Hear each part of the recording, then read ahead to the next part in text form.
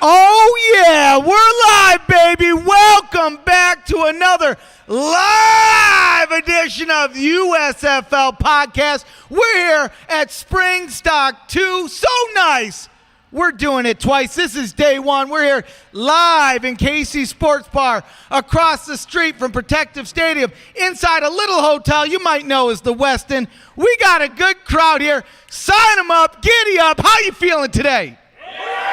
Yeah. Talking about, baby.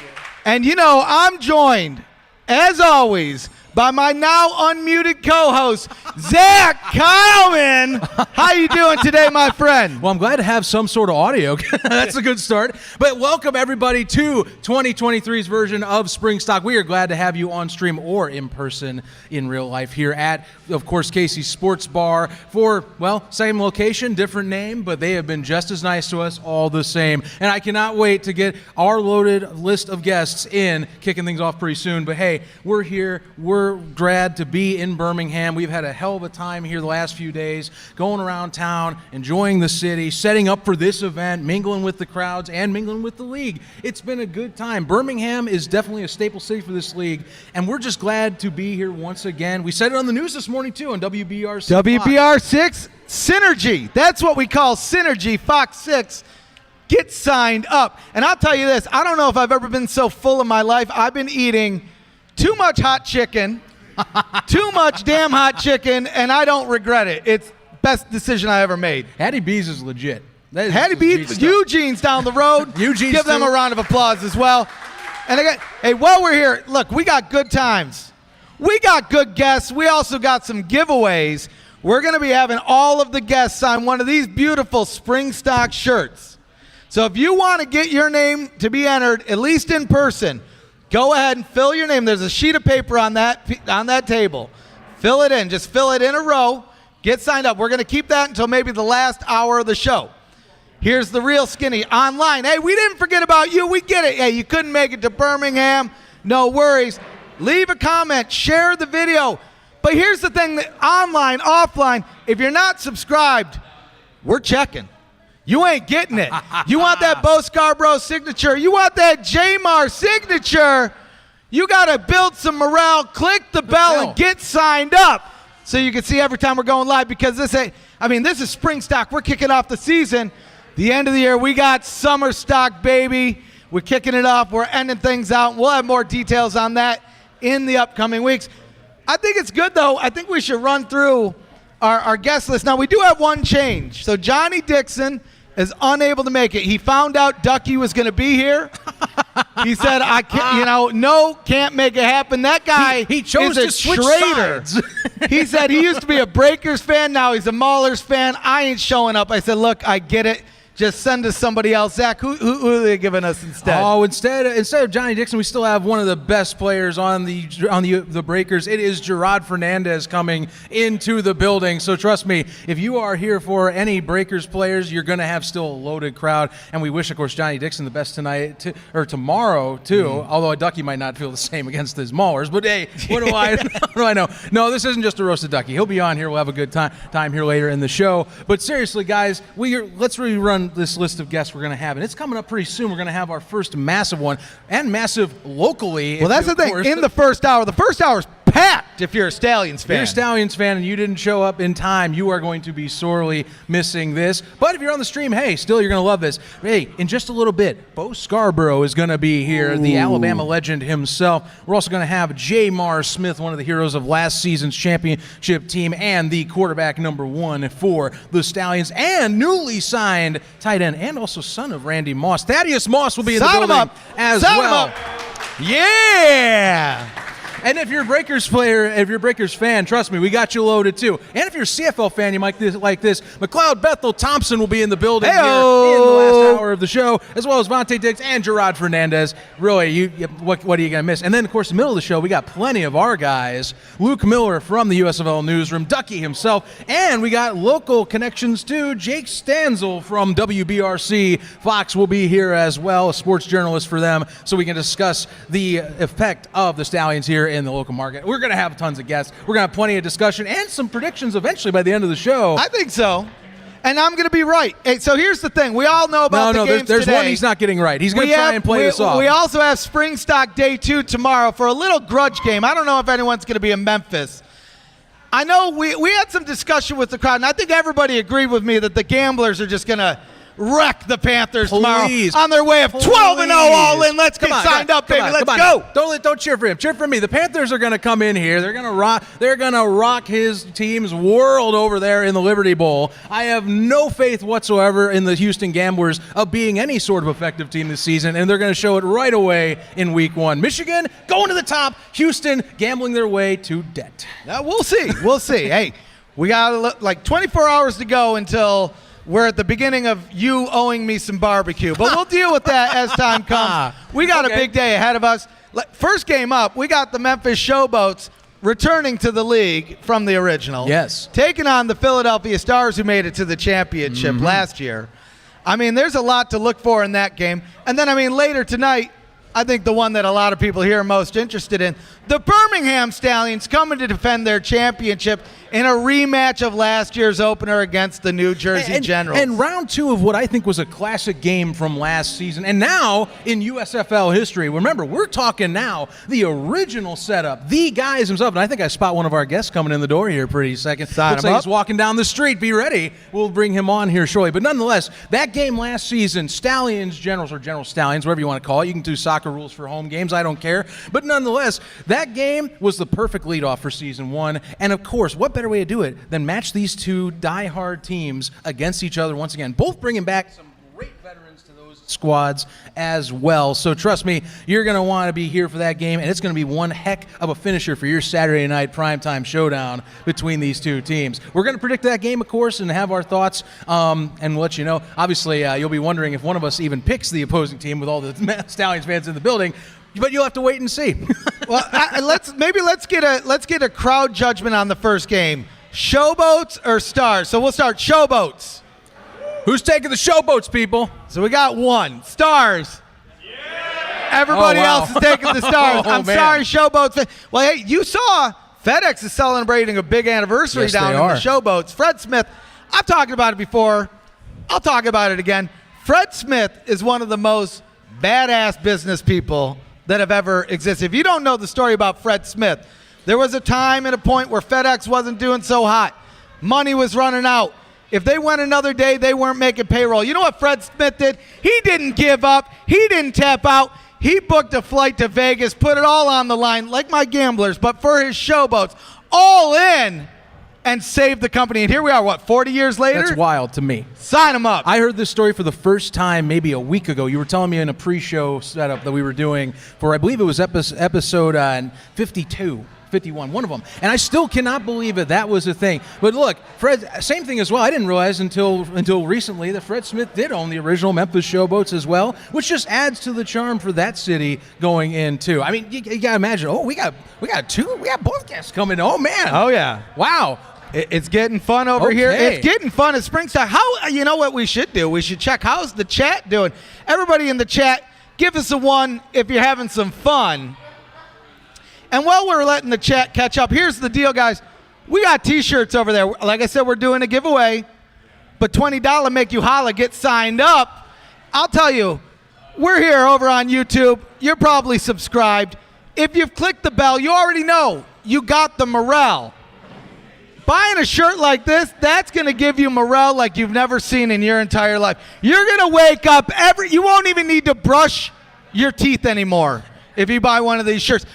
A shirt like this, you probably won't even need to go see the doctors anymore. Perfect bill of health with a shirt like this. And I think we have our first guest ready to go. Do. The man, Bo Scarborough, getting signed up.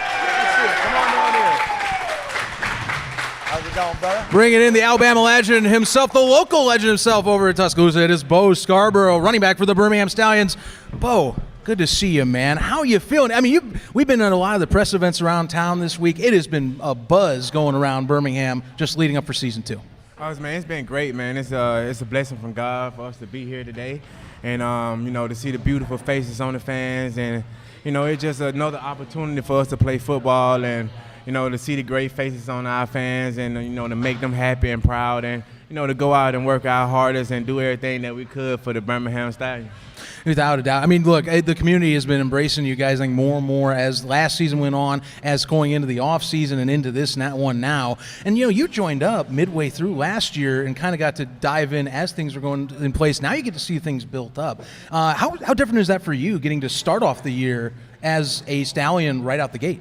It's very different, and especially starting from the bottom and climbing that mountain to the top, and it take commitment and effort and pride and discipline to have a group of guys to come together as one and be able to compete with each other and play with each other as one.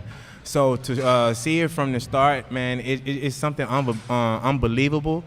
Guys that never played the game with each other before, and then to see them come together as one like we've been playing with each other for years, it's just such an amazing thing, man, and it's just a gift from God for us to be able to come together as one and play as one. And co-host, he did a great job putting his team together. So did Zach as well. Oh, without a doubt. Now, and it's crazy for you guys. You get a bunch of veterans that you're back. Pretty much a lot of the star team is back for you, and I think that's going to be key for you guys building into possibly repeating. We kind of finished off, really, I think, the final celebrations of last year, and today's the day. Now it's, I imagine Coach Holtz for you guys has already said, all right, our stuff, we've had our fun, it's time to get on the field and redo it again. Oh yeah, just like Coach Holtz said, man, it's not about what they do, it's all about what we do.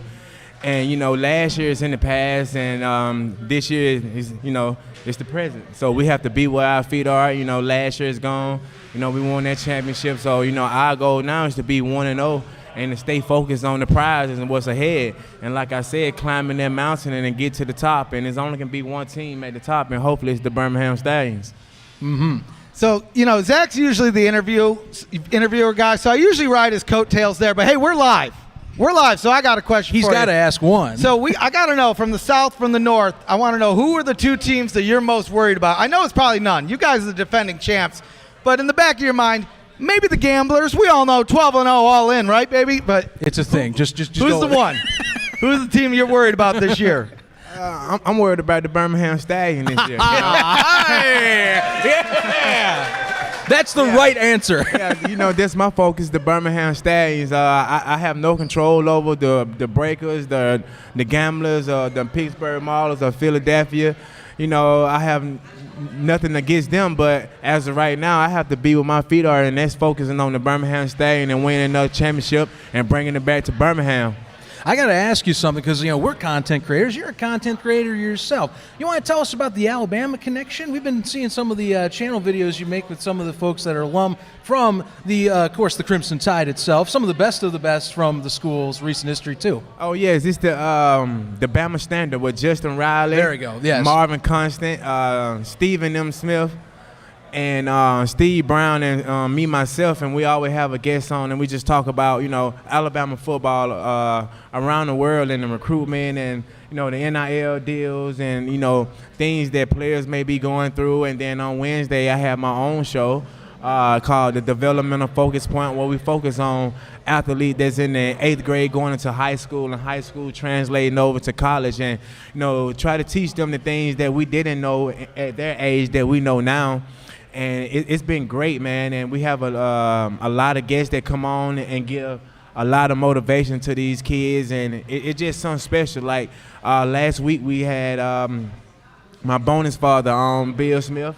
He's a pastor, and the week before we talked about mental health and the protection of player health, and the week before that we talked about financial, how to save money, and what to do with your money, and it's just a great thing for the younger kids to be listening to, and I hope that we get that message across to them very well, because of what we're trying to do. We're trying to educate these young athletes before they get to the next level, and then they start to find out about all these other things that come with it, and it's just not football. It's it's more of a business and an organization. So they have to be pros and have to be committed and disciplined when they going through these things. So we try to drill that into them and get them to thinking about that before they make any type of decision on what type of school they want to go to. And that basically the show, man, is to develop these young athletes. Look, I think that's a great mission. That's the thing. I think a lot of people don't talk about this is that, a lot of athletes like yourself, especially football players, they get in, and it's just about like, oh, right, I'm in. I'm ready to go. But there's a lot more steps to kind of setting yourself up because, that's the thing. Football, it is, for if you're in it, it can be such a rewarding career. But for a lot of players, it's not a long-term career, Right. So you want to be ready for that, not enough people, I think, talk about that career after the career, if that makes any sense. You have to set yourself up when you in that position. It's not about what's going on right now. It's about what's ahead.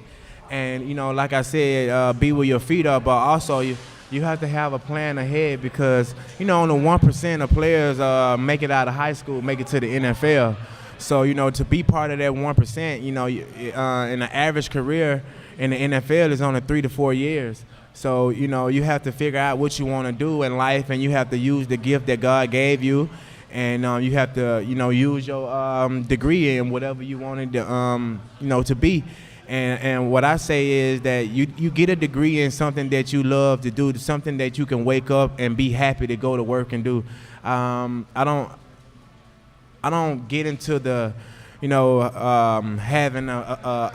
having a degree with something that you don't like doing, and then you 34 years old down the road, and then you got a job that you don't like doing, and then it's hard on you. Mm-hmm. So I would say that you get a degree in something that you love doing, something that you can wake up every day and be proud of yourself for, and set yourself up for success, because that road is not narrow. It's gonna be some bumps and there's gonna be some potholes, and how I like to use it, I like to look at it as a three-way interstate. People always talk about looking in your blind spot and looking in your rearview mirror to see what's next to you, but they never tell you to look into that third lane when you're trying to get over, when you're in that fast lane trying to get to the middle lane, and when that car get over, it's a big car crash, and now you stuck and you don't know which way to go.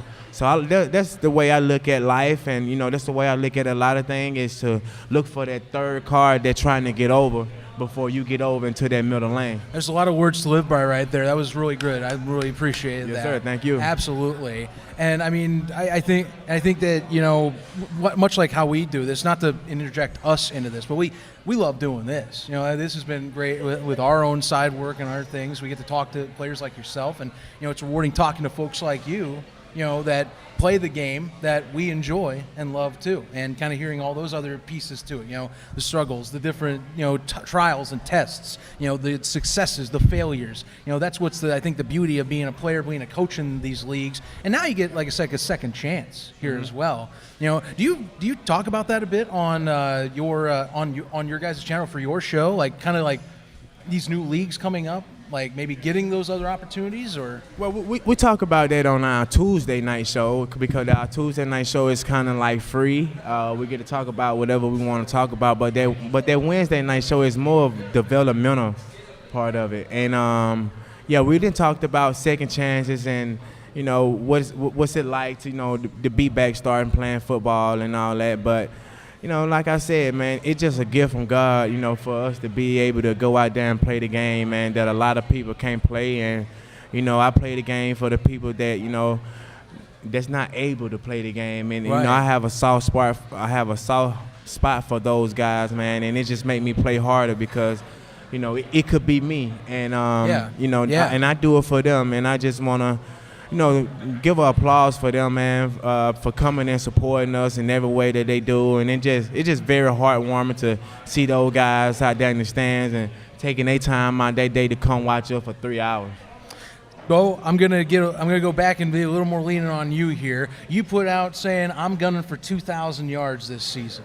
You put that out there. What are you doing to train for that 2K season that you're going to? How's the physical fitness set up for you? I put the video up on Instagram, they kind of tell you what kind of workout I was doing, but I'm a guy that, I never shows my workout, what I'm doing, but, I did a lot of sled pulling and a lot of sled pushing and a lot of squatting and a lot of one-legged squatting, and, I did a lot of running and a lot of explosive work, and I just felt it in my, I just felt it in my heart.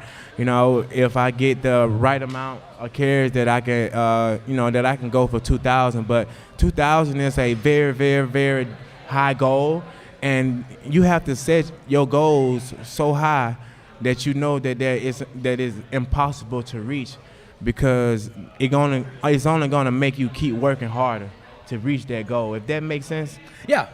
I think that makes sense. Yeah, so so it's like setting a standard so high that you have to work at it every single day. Right. And it's not a 1-day goal, it's not a 2-week goal, it's not a month goal. It's a goal that's very hard to be reached, and you have to put in the work every day to reach that goal. So that's why I said 2K, because I know this is a very, very, very impossible thing, but it's also possible. But it's gonna keep me working hard. I like the drive, and I think that I've seen a lot of players as of late.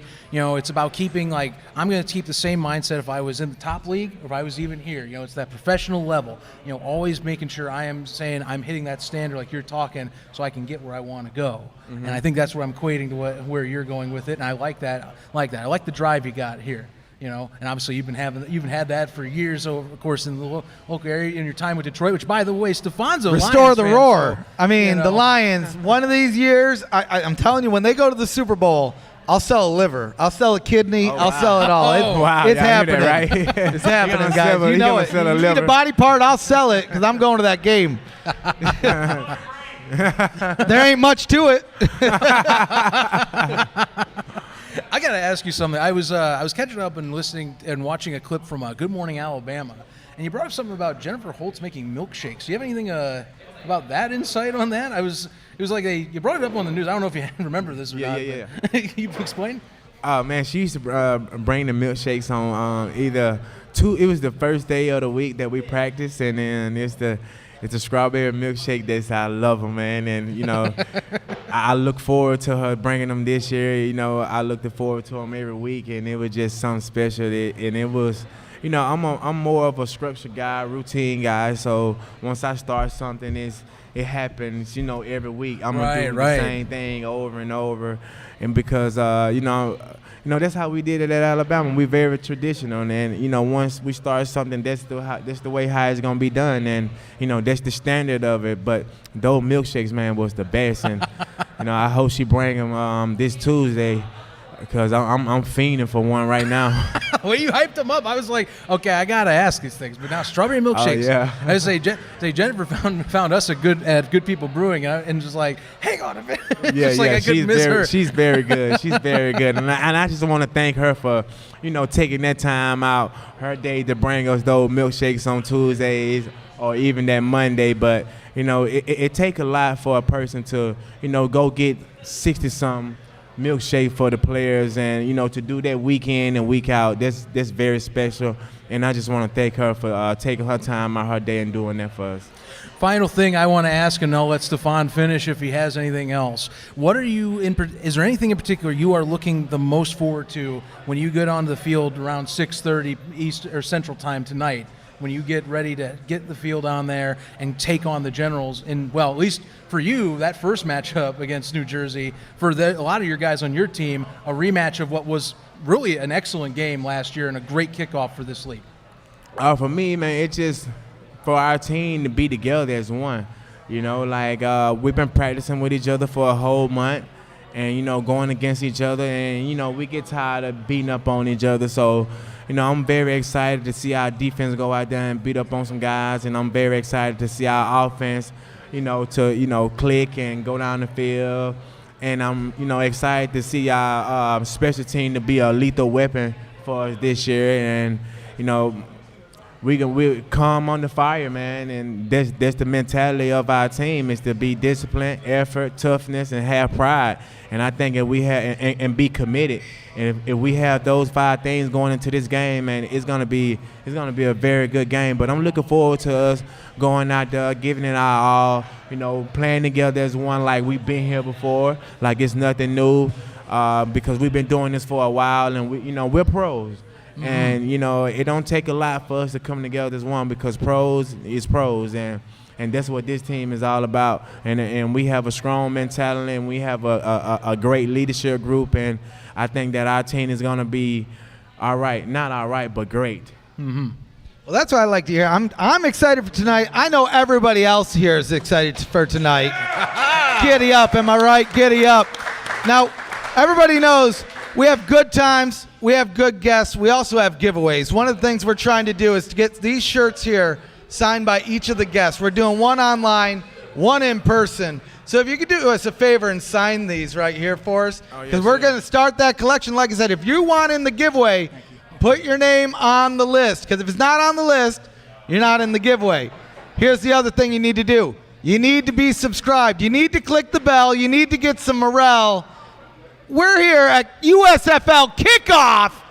Let's get hype, man. And I'm so glad that we finally had a chance to like talk and meet. And if there was any time to do it, it's right here when the Stallions kicking off, about to defend the championship. Thanks, man, for joining with us today. Go Scarborough, everybody. Giddy up, giddy up, giddy up.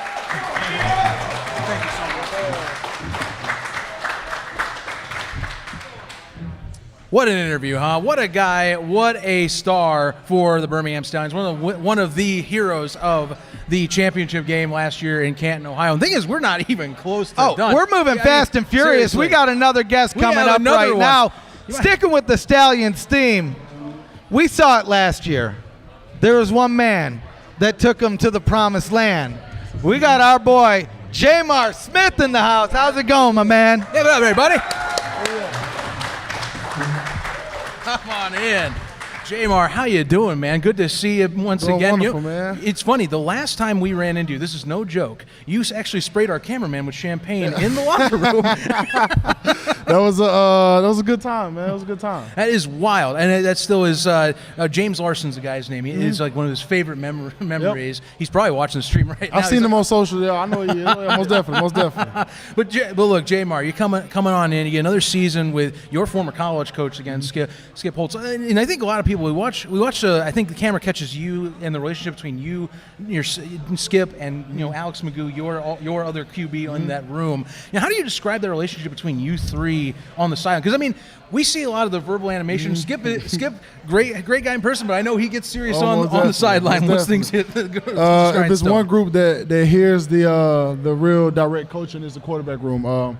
I've been with Coach O since college. He recruited me in high school, so the relationship started there, and it's been going on last year and this year now. So he's just a good players coach. He knows how to get the best out of his guys.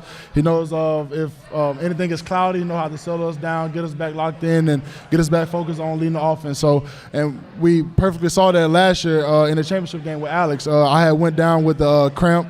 Just trying to get back in, and Alex was, going through some things a little bit. I think we had an interception going into the fourth quarter, and Coach O just told Alex, we're going to win this game. We just need you to calm down, execute the calls that we have, and we won the championship. So I love Coach O's. We have, like I said, we have a great relationship. So it's a great feeling to be with him again. Yeah, and it's incredible what he has done so far with this and the connections in the community. I mean, we got to meet up with him at Good People Brewing earlier this week. Most definitely. He remembered my name from when I interviewed him earlier last year at the end of the season, like a week after the championship.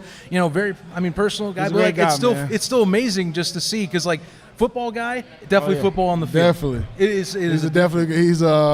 He's a great coach, I will say. He loves talking football. We probably watch the same play 100 times before we move on to the next film. So, like I said, it's a great thing to be with him again. Now I'm going to ask I'll tell you, well, real quick, he told me he was going to take it easy on the gamblers this year. I don't know. If he tells you to take it easy on the gamblers, you're going to we'll wait for that week. That's all I'm going to say. We'll wait for that week. You might want to go ask him again. That'll be a good one. He's got a barbecue bet over my head for tomorrow. That's all I'm going to say. Oh, yeah. But that's the thing. For yourself, I'm going to ask you a QB question here. You guys, obviously, it's the USFL. There are players that did get to jump up to the next level. One of your guys, Victor Bolden, as well, being one of the top receiving talents. You bring Marlon Williams back, but you also have guys like Darian Davis. You got Deion Kane. Some guys have been great. You got Thaddeus Moss. I know he's inactive. But how do you look at kind of getting – you have Marlon Williams, of course, have some chemistry, but how do you get that chemistry down with these new guys right out of the gate? Is it easier for you since you know the program now, everything is about if you think about basketball, it's just about running plays. Just getting into motion with the guys, getting into synchronized and swimming with the guys really, and just as a quarterback, just giving them the ball. You try to be a point guard, give them the ball, be a playmaker, and let them make plays for you. They make our job easy. I will say that with the offensive line that we have, the running backs, then the receivers, we just gotta do our job, give them the ball, and they're gonna make plays for us. So. I love the group that we had last year, and I'm definitely loving the group we have this year. So. Well, now you got to play. Not directly against, but it's funny. Osiris is in a different team over in Memphis. That's my guy. But yeah, he's on the other side right now. That's okay. Time will come and pass for that. Time will pass, But yeah, he's my guy. I'm happy for him though. What's a training regimen for you like? Again, you're talking. You get the system down now. It's year 2, so you have it's Skip Holtz and company. Your setup once again. So that should help, I think, with some familiarity. And you can correct me if I'm wrong. But how do you go about with off-season training now? Now that you're like, I'm a Stallion once more. Yep. I can jump in and do this. Now it's about getting myself maybe a little more tuned up. Just staying in shape. Just try to run at least 3 to 4 days out of a week at least. I try to throw every other day just to stay in motion, just making sure I can make every throw, make sure my arm's not getting cold in the off season, whatever. Try to work out as much as I can. I was working at a chiropractic clinic, which helped me with treatment, with the massage, adjustments, and everything like that. So that was a free bonus I had with working at the clinic. Really? But with the offense, I always watch film. You go on my YouTube and see I'm typing in XFL highlights, CFL highlights, NFL highlights, even our last year highlights. Just watching football. I'm always a student of the game, being a big sponge, and just making sure that, I'm always staying dialed into the game, understanding coverages, understanding offense, and just thinking outside the box sometimes, because you never get to a point where you can't learn more, And, right. So I just want to always be a student of the game. That's a great way of going about it. And I think at this level in particular, you want to, even if it's a pursuit to the top, you're still, like we talked with Bo, professionalism still at the same height, but you're also trying to fix any skills or build your skills as well. Now you gave me ammo for a question here with that. You worked at a chiropractic. Almost definitely. Okay. Mayfield Chiropractic Clinic in Shreveport, Louisiana. Okay. Give me Dr. Kyle and Greg Mayfield. I will say this one tip: if you have a low back issue, just work on your hips. Most people have stiff or bad hips, which lead to your low back causing pain or issues. It's not technically your low back; it could be tight hamstrings. But yeah, definitely try out chiropractic, a clinic or the treatment for sure. It's very beneficial. Well, thank you very much, Dr. Smith. I appreciate the advice. I've definitely thought about going to chiropractic school. Really? Okay. Being at the office, talking to both doctors, it's a father and the son. So just talking to them, being around them, he put the bug in my ear to go chiropractic school. Well, how about thinking about it? How about that? You get to pursue maybe something else on the side, possibly. It'll be very interesting. And football. You still get the football side. And the football side. The work and play at the same time. At the same time. You know what I mean? At the same time. It'll be a good thing to do. Absolutely.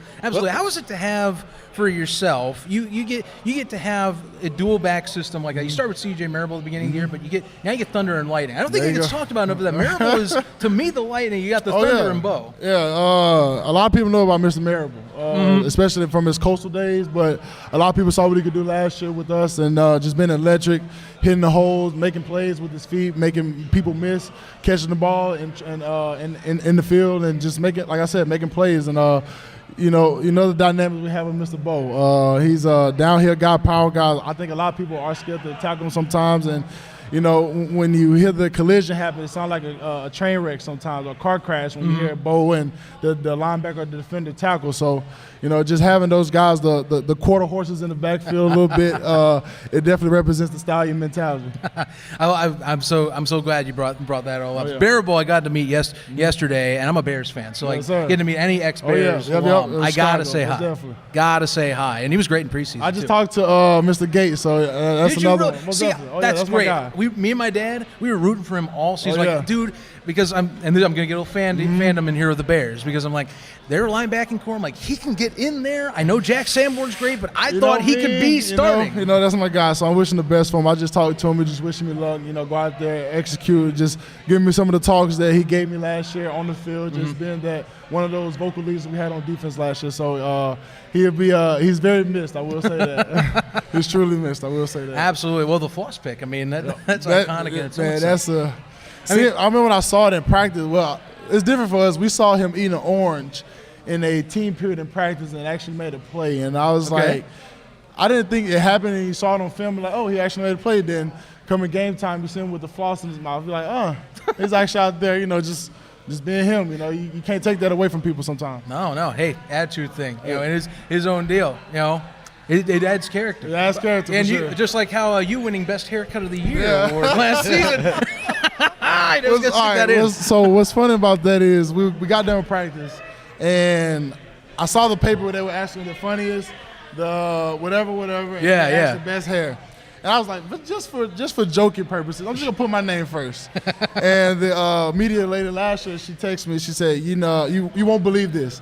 I was like, what happened? She sent us a picture, and it was like 8 people put my name, and I was like, you got to be kidding me. You got to be kidding me. So fast forward to the award day, it was like best hair, Jamar Smith. I was like, interesting. I appreciate it. But yeah, it's all fun again. I love it. I promise you, I love it. It's people still talk about it to this day, so. It's good to be known about something. Good nod. For sure. So let me ask you this. So last year, majority of the games at least were played at Protective. A few at Legion, and of course the 2 that you pulled it out over there at Tom Benson Hall of Fame Stadium. This year, we're moving to 4 hubs. Yep. I'm curious, from a player's perspective, which one are you most excited to play in? I mean, Memphis is down the way a little bit, but you got Ford Field. And, I mean, Tom Benson would be nice to revisit because – I would say Ford Field because I never played, in an NFL scene. Being in the pro league and having the opportunity to play in the arena, it'll be a good feeling.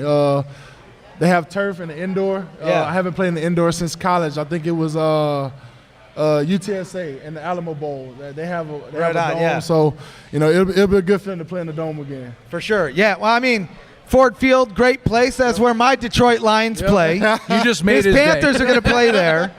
I think the Panthers are going to do good this year. Maybe not tomorrow because I'm getting free barbecue. I'm going to be quiet. I'm looking. I can't wait to see the difference in I can't wait to see Stallions fans going out to Memphis. Memphis fans coming out to that. To me is going to be like a built-in rivalry just because you got a 3.5 hour. I love traveling. I love away games, so it'll be a great feeling. Travel a little bit. Well, and you know what? Those wins will be a little bit sweeter too, because now that everybody's they had all the home games. They had that's not an excuse anymore, right? There you go, man. It's a feeling about playing on the road. You get to take the air out of the balloon in the stadium a little bit.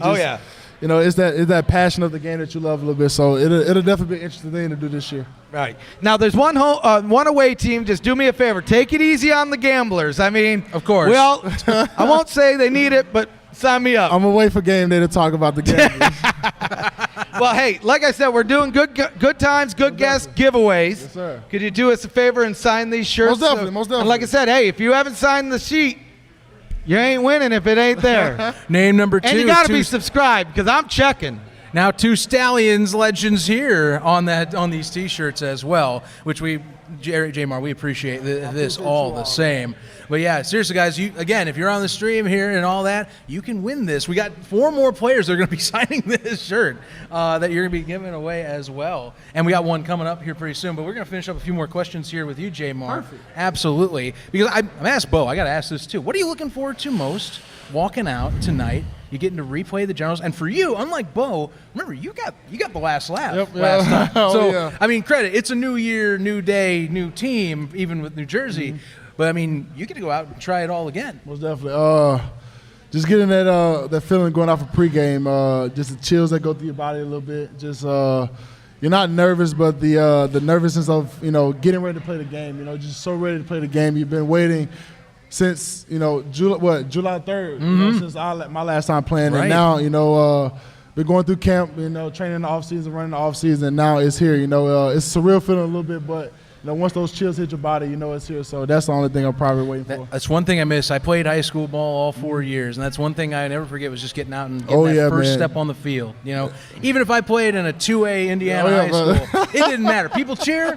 It was just fun. It was just fun. That's the love of the game. It was great to be out there. Most definitely. That's the love of the game. Different vibe. Yes, sir. The different vibe from one player to another. Jamar, thank you so much for your time. Man. You've been great. Good luck to you. Giddy up, everybody. Give a good cheer over to Jamar Smith. Appreciate you all.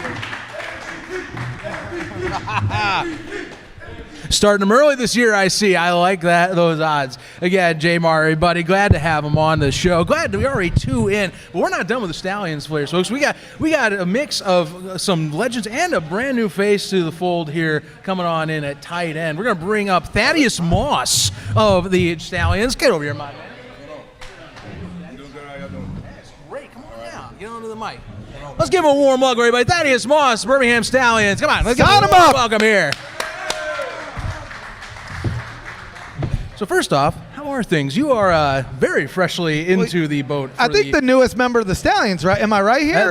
If I'm correct, that should be the case. Yeah, correct. I just got here rolled in on Monday, got out there on Tuesday, just trying to take things one day at a time, learn the playbook, and try to get out there in front of Stallions fans as soon as possible. Yeah, absolutely. I mean, you talk about, your career first off. I mean, you finish off with a bang over at LSU. I know that's maybe not the best choice of talk around here. That's okay, but still, I mean, 2 TDs, a championship game. You actually were the touchdown that pushed Joe Burrow over his record for college. I mean, still kind of a crazy sensation to kind of have that breakout game in that season of yours as well. Oh, for sure. Man, I love how ever since, 2019, any national championship team, they always compare them to us. Mm-hmm. We're the standard.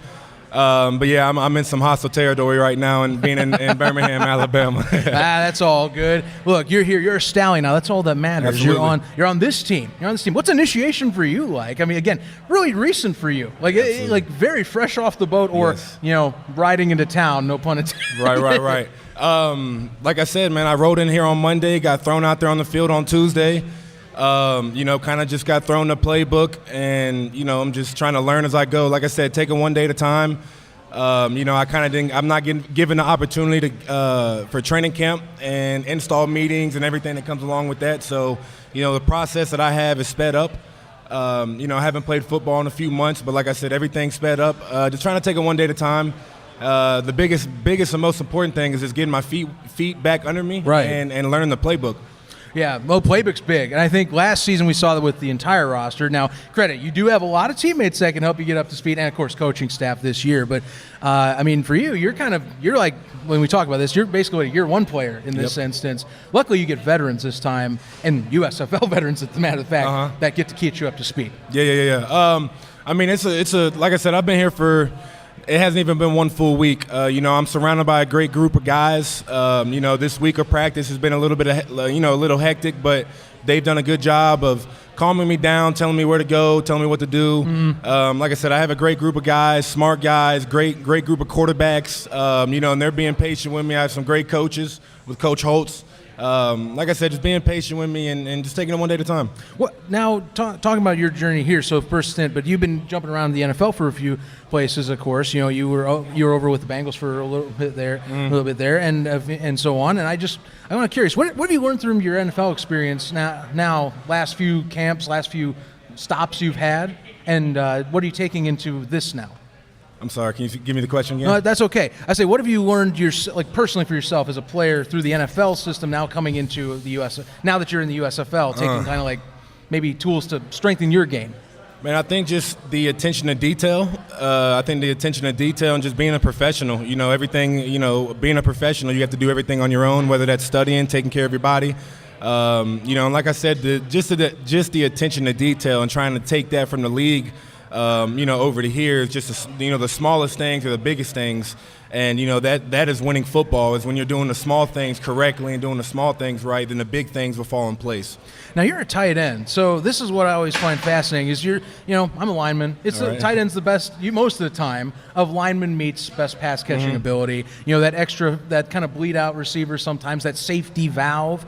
I mean, say you're a receiver and you're converting to a tight end. What are some keys you would tell a receiver that's wanting to, okay, I'm going to be playing that, quote unquote, extra guy on the line? Man, I always think it's funny how people always think if it's a big receiver that, he's just not panning out a receiver. They always think, let's just move him to tight end because that's such an easy position for them to play. I'd say, for one, the biggest thing is to get in the playbook and learn what it's like in the trenches because, being a receiver, receivers typically don't like to block. So you're coming down there with the big boys and blocking some 200, 300-pound guys. So I would say, you know, learning the ins and outs of being inside the box, and then just, you know, learning how to stick your nose in, and, you know, just block. You know, it's a lot about effort, a little bit about technique, and a lot about effort. Right. Well, you're going to be making sure to block for Bo and, of course, CJ and company over there, too. So you're definitely going to be trained. And the fact they have that T formation over there, Skip's going to be running that at some point. Yeah. So you better be ready for that. Oh, man, absolutely. Like I said, man, it's a great team. A lot of playmakers on this team. You know, like I said, great quarterback play, great running back play, and a lot of playmakers on the outside, man. So I'm just looking forward to coming in here, getting plugged in the offense, helping the team win. Whether that's blocking, whether that's making plays, you know, whatever it is. Like I said, I'm just looking forward to the opportunity of getting out there and making plays. Absolutely. Okay, I got the elephant in the room question. All right. Obviously, son of Randy Moss. How often you get brought up about that? I mean, that's got to be like you're Randy Moss's kid. Right. Man, that's an everyday thing for me. It's an everything thing for me. Like I said, it's an everyday thing for me. I kind of, you know, I've got used to it, but you know, being now that I'm, you know, a little bit older, I'm not a kid. It just, I don't know. Like I said, it's an everyday thing for me. It's an everyday thing for me. All right, well, let's add on this. What does your dad preach in terms of principles for, say, a receiver, or at least reception skills? Is there anything he kind of passed on to you? That if the maybe ball, sticks out? I mean, work ethic. You know, work ethic. He's really big on work ethic. I don't think a lot of people realize the work that he put in and the work ethic that he, the work ethic that he had and all the work that he put in, the sacrifices that he made. You know, I think people just see the end result, but they don't see the process and the work that goes in behind it. So I would say that's probably the biggest thing is just the work ethic and the work that you have to put behind it, the sacrifices that you have to make, to play football and be good at football. Mm-hmm. What's your process then sticking for your next opportunity? Like what's your training regimen for yourself? Like keeping yourself physically fit, ready to go. Say before you got into the USFL just recently, a week ago. Like what were you doing yourself? Who were you training with? What are you doing? Well, I was back home in Charlotte, training with my dad. We kind of got back to some high school days, you know, just him being my trainer and getting back to that. It'd be 4 days or 3 days a week, being in the weight room with him and then also getting out on that football field. So 3 to 4 days a week. He's retired and a little bit older, so I wasn't trying to, hurt him too much. And like I said, I wasn't trying to hurt him too much because he still wants to jump into workouts with me. So he still does the workouts with me. The only thing he doesn't do is the field work with me. So like I said, it'd be 3 to 4 days a week. Like I said, but I wasn't trying to overdo him. I wasn't trying to overdo him or overwork him. I'd have a good laugh if he catches. Oh, so you're not gonna hurt me, huh? Yeah. Because I know my old man would do that if I came. Oh yeah. He's kind of. In the weight room, he knows that he can't. We're built different. So the numbers that I do in the weight room or what I do in the weight room, how I train isn't specifically how he trained or the numbers that he do. So he kind of accepted it and took a backseat role. And like we say in the weight room, there's a JV team and a varsity team, and he's on the JV team. He's a star of the JV team. Oh, nice. So I got a question. Well, everyone's giving me a hard time in the chat here. They're like, that guy in the red shirt's hogging all the questions, and I'm like, no, that's hey now. Zach is the interviewer. I am by far not the interviewer, and this is why, because I got one for you. All right. Do you believe in ghosts? Ooh, do I believe in ghosts? Yeah, to a certain degree, I believe in ghosts, yeah. I got you, because the follow-up was if you had any ghost stories, because we've heard the football questions, we've heard that nobody hears ghost story questions on a football podcast. Yeah, definitely caught me off guard. Do I have any ghost stories? I don't think off the top of my head I have any ghost stories. I don't think I have any ghost stories. Hey, you know what? You kind of caught me off guard there, but I don't no think I have worries, any ghost stories. This is what happens. So when the chat wants to know why I'm not asking questions, this is what happens. I ask, do you believe in ghost No. stories? I'll give you another layup one you usually do, and we saved it for you. Why not? And the mascot question. Well, I think I know which one you're going to pick. All right. But if let's say the teams were all comprised of the mascots. So the Stallions were all Stanley the Stallion. Tonight, they would be playing a field of generals. Who would win in real life? When we took in the Breakers or the Stars, it gets hard because, a son, man, that's hard.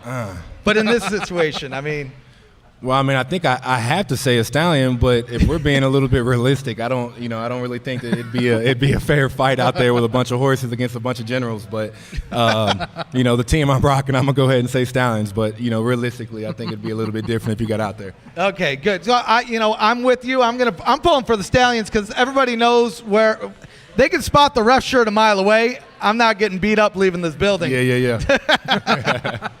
For yourself, so like I said, I know we've been kind of hammering home you're new in town. Mm-hmm. What's something maybe you've had maybe teammates or maybe friends of yours that know Birmingham? What are you looking forward to kind of seeing most of the city now that you're bringing things into here? Well, I'm gonna say that the city of Birmingham really surprised me. I've never been in here. I've never been to Birmingham. I've never drove through Birmingham. Man, it's a really beautiful and pretty city.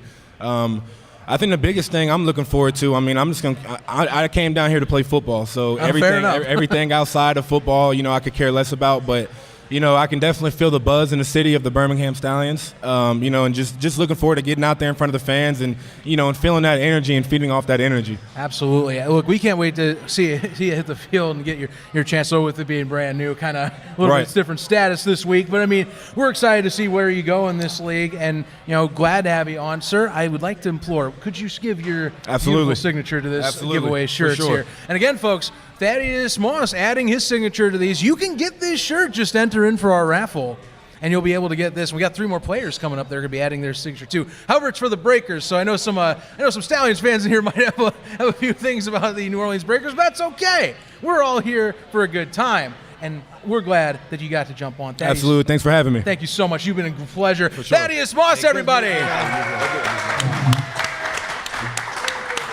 Thank you, sir. Y'all take care. Thank you. All right. Isn't it crazy that we're getting almost to the top of the first hour of SpringStock?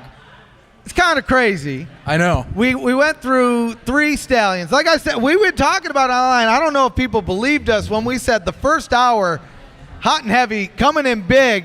These guys got a big game to play today. So again, one more round of applause for all the Stallions guys that came out here. Giddy up while you're at it.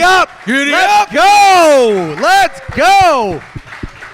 We got swag out here, too. I hope you saw, and just so you guys know, you can sit down. We got 2.5 more hours. Feel free to stand up, sign up, but you can sit down. We got swag out here. There's some trading cards. There's some stickers. There's some koozies. We got posters. And, of course, these beautiful, beautiful T-shirts made of the finest materials that you'll find on this planet Earth.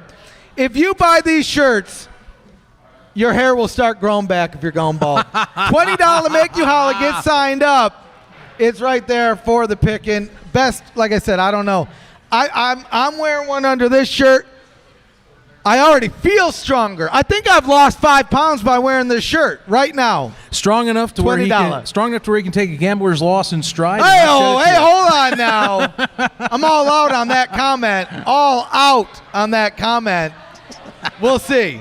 We'll see. I had to sneak it in. But no, you couldn't come here without your iconic ref shirt. That's course. You have to be in it. Speaking of ref shirts, can we all just take a moment to say we need the USFL to put the official ref shirts on the shop?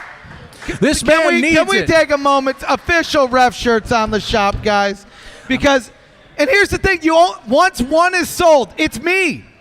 You can take it offline. It's good. I just need to buy this sweet. This is a 20-year-old shirt, Zach. I'm an old man. I think for you, and I think for many out here, this will be like the one goal that needs to be achieved by the end of the season. And I swear, I'm not running on the field doing anything crazy, especially if somehow, some way, the Panthers inch out a lead over the Gamblers tomorrow. Somehow. I won't do it. He says somehow. He's so generous. He's saying somehow it's going to happen. It's glorious, I tell you. Folks, we have way more folks coming up this next hour. Once we get into it, we're going to have a lot of our guys, our personnel coming up, as well as the local connection. We'll have Jake Stanzel from WBRC. Which, let's take another moment to thank, again, Fox Synergy signing up. Yeah, seriously. Take a moment to thank WBRC for having us on the news this morning. Yeah, we got a local hit with them on the morning news. That was beyond unreal. I've never been on a local morning program. That is a first for me. I can check off a box in my life story. So glad to have that under my cap. Another place I could say I wore a ref shirt. It cracks me up. I can't get enough of it. But yeah, we got Jake Stansell coming through. We got the community legend Ducky, and we got Luke Miller from the Newsroom. I mean, the middle hour, I'm feeling like we're gonna have some good conversation going on without a doubt. A lot of fan conversation gonna be coming up here, and a lot of our own synergy with USFL Newsroom coming up here. 100%. And I mean, so we got a little bit of time here until we start bringing up some more guests. I think let's take a moment. Let's talk. We've talked a lot about the Stallions. We have the Stallions up here. Let's maybe shift our focus to the first game in the afternoon. We have the Memphis Showboats taking on the Philadelphia Stars live from the brand new hub at Simmons Bank Liberty Stadium. There you go. In Memphis, Tennessee. I mean, that's kicking off at what? 3:30 Central, right when this ends. What a coincidence. Central. What a coincidence that this leads right in to the first USFL game of the day. I mean, we got the local hero, Brady White. Yep. Coming in, QB1 for the Showboats. Man, we had the Stallions hour. I almost said Stallions. We got the Philadelphia Stars, though, with Case Cookus looking to cook up another win. I don't know, Zach. This one's a tough one. When you look at, the quarterback room is stacked in Memphis. It certainly is. You have the Stars, which retained a good amount of their roster. Cook is coming in for that. They were so close to pulling out that championship last year. You know he has a little bit of revenge on his mind, and it all starts with the beginning of the season. How do you think this game's going to go? I think this game, to me, is going to be a little more explosive than you think. To me, here's the deal. I like what the Showboats have put together. I think Brady White going to get a full offseason to himself, being the definitive QB1, being that second-year QB under Todd Haley. That's going to help him tremendously, and he's got some great receiving talents out there as well. They picked up Osiris Mitchell recently. I know I brought that up, of course, in the conversation, of course, with Jamar, but that's a big deal. That's a big, tall, lengthy guy that's going to stretch the field for you that you're going to get back. Not to mention Rashad Davis, Derek Dillon. These are veteran receivers that were in that system for the former Tampa Bay Bandits, now the Showboats. But still, that is Todd Haley's system. Those are guys that you should expect to produce. Also, one guy I don't think gets talked enough about that did come in. They had issues at running back last year that they couldn't figure out. Justin Stockton is their running back. That is a guy that has been prolific at the spring level. He has had good games in the IFL scene, Indoor Football League, for those that are curious. Watch out for him to make some sort of impact, especially last year. I don't know if this will be fixed this season, but the Stars did lack as a run defense itself. So if you get something going on that regard, give Brady White a little bit of time to get freed up and start getting into a rhythm with these guys, which he's been making plays in training camp. I know training camp's not the same as live, but that'll help. That being said, Philadelphia, man, come on. You got to look at that Look at that offense. Well, I'm glad. It's never fun to agree. And, I'm going to have to say the Showboats are probably going to pull it out. It's a first home game. You got the Showboats. You got that stacked QB room. You got the hometown hero. You talked about the supporting cast there. And, for all intents and purposes, from what we can gather, just looking on Ticketmaster, it's going to be a big game in Memphis, man. They're going to be loud, man. I don't know if they'll be as loud as they are in Birmingham because we're doing pretty good here for crowd noise. Yes. And we still got, 6 hours until the game starts? I know, 5.5? Absolutely. One thing that it's funny, I have a random side passion. It's following Ticketmaster kind of links. And what the most fun one to follow is? The Showboats. Why? Because every once in a while, I get to come in, and it's just globs of tickets. Right, gone. yeah. And these people are buying it up like crazy. Same goes for the Stallions. Stallions fans have been buying them up like mad, and especially these last few weeks leading up, the hype in the city's real. Yeah. So, that rivalry is going to be so good to see travel between these two. Only 3.5 hours. That's a decent enough trip for a fandom. We're making it tonight. Well, we are tonight to go and watch, my Panthers beat your Gamblers. Hey, hold on now. You beat me to it. Because I had one brewing here. All right. And you're getting better at this. Well, I've been doing this for weeks. I think I'm learning. I'm learning very much. Here's the deal. The Stars, you look at that offense, like we said. Maurice Alexander, okay, he is the gone piece. That does hurt their special teams.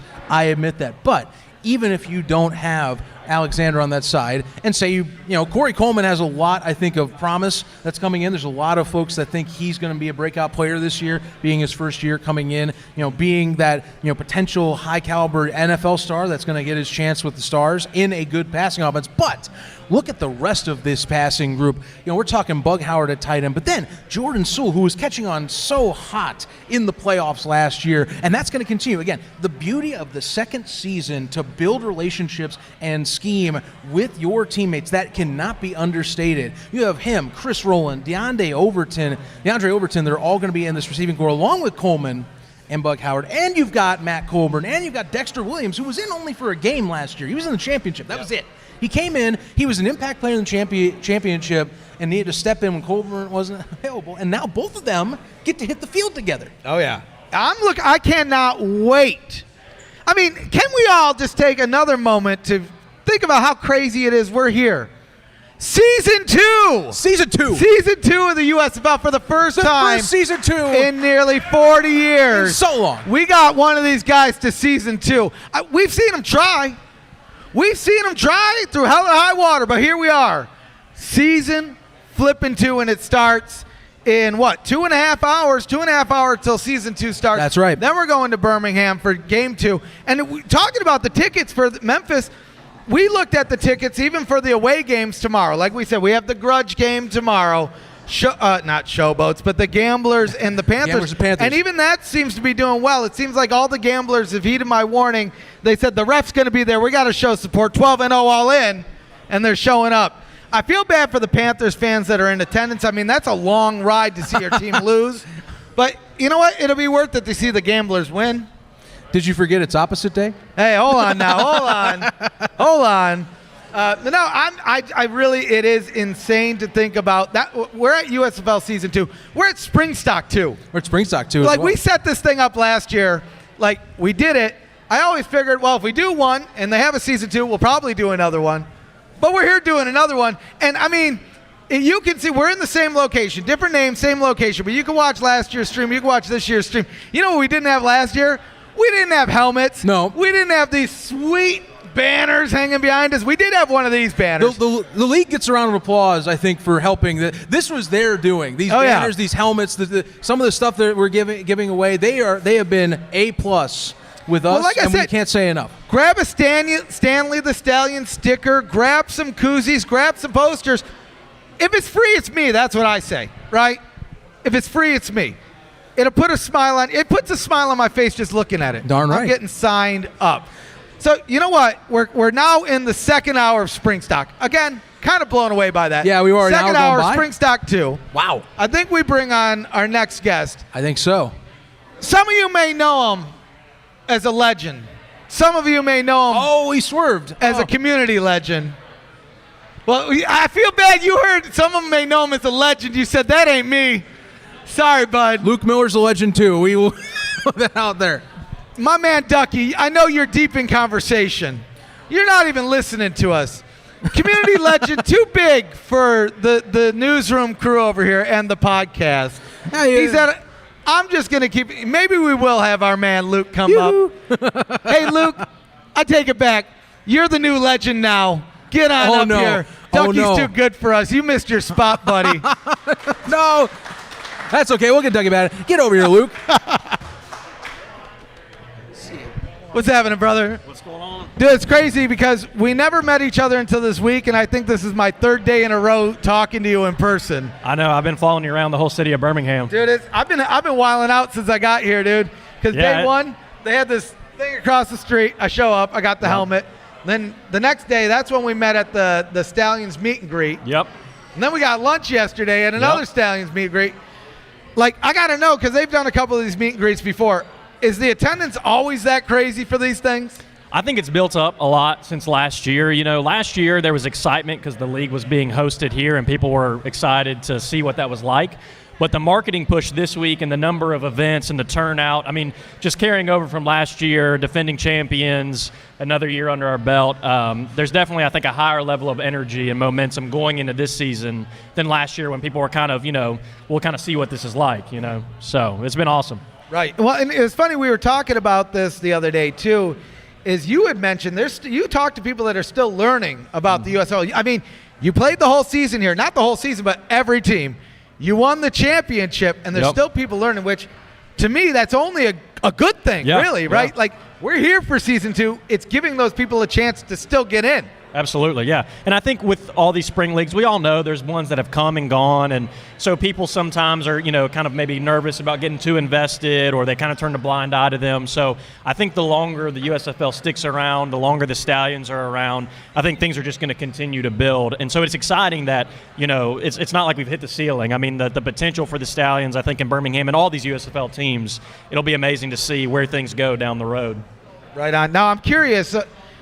I know you in your mind or out loud you might say, I'm not worried about anybody, but who do you think you guys will be taking on in the playoffs this year to get to that championship game, pending you get there? Because, Sure. I mean, the Gamblers 12-0. Yeah, So that's a good point. I mean, I guess we'll be taking on the Gamblers in that case. But, I think, of course, a team that makes me nervous is the Breakers.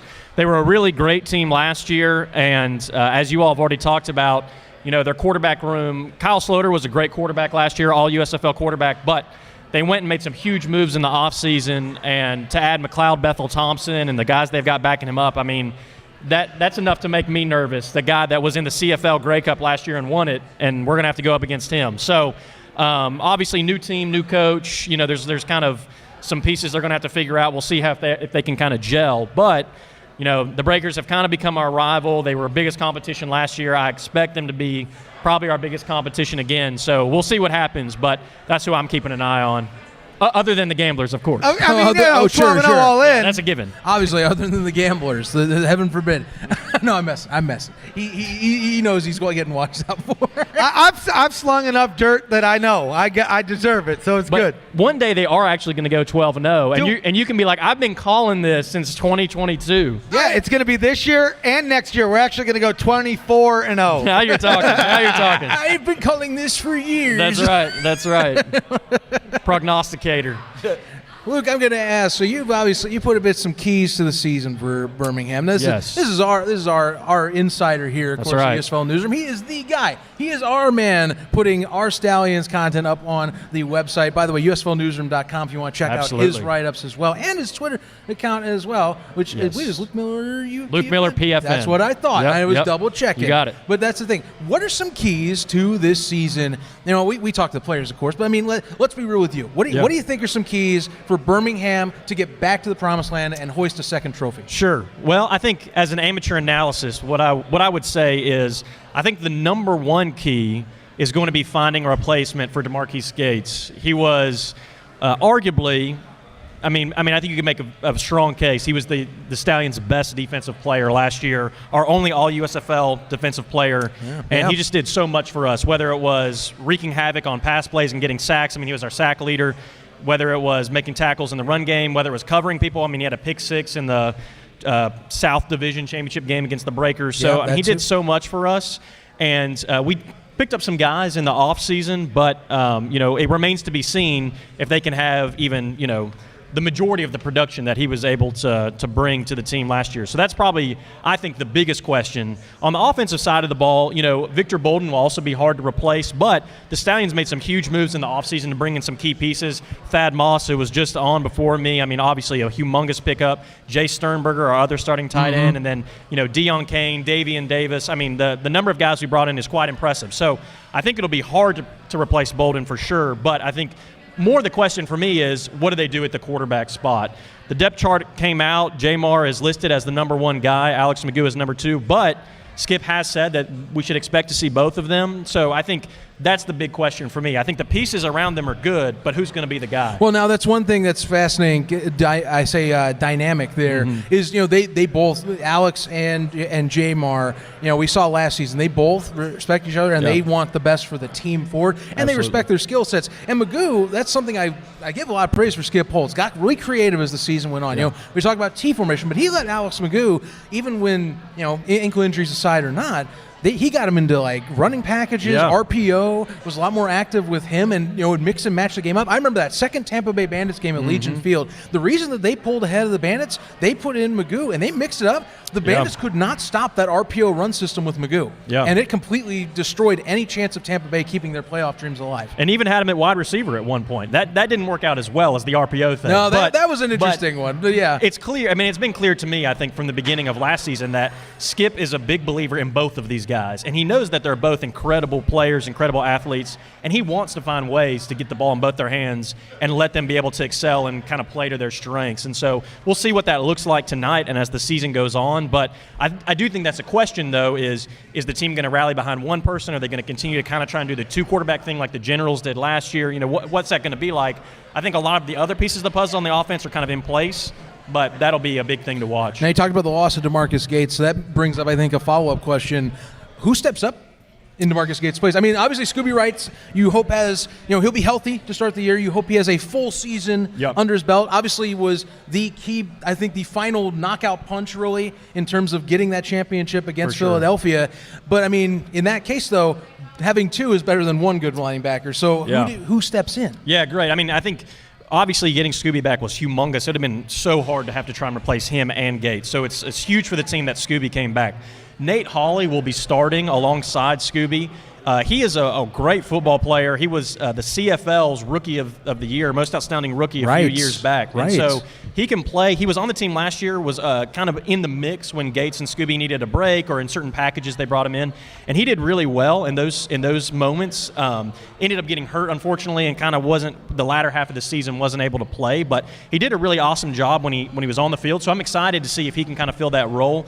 They also brought in Rashard Smith, who played at Florida Atlantic and just had some incredible numbers there, like over 350 tackles or something like that in his college career. And so he's going to be active tonight, hoping to see maybe some of him and what he can do. And then Quentin Poling is another guy who played at Ohio, signed with the team kind of mid-season, I think, late season last year. Didn't get a lot of playing time because he kind of came on towards the tail end, but he was listed as a guy on the depth chart that is got the potential to start too. So I think Hawley's the main guy to watch, but there's some other people that can kind of step in too if Hawley's not able to quite live up to what Gates was able to do. Yeah, we talk, I think, a lot about the linebacking core. The secondary, obviously, for the Stallions is huge. JoJo Tillery, though not being active, will be a hit.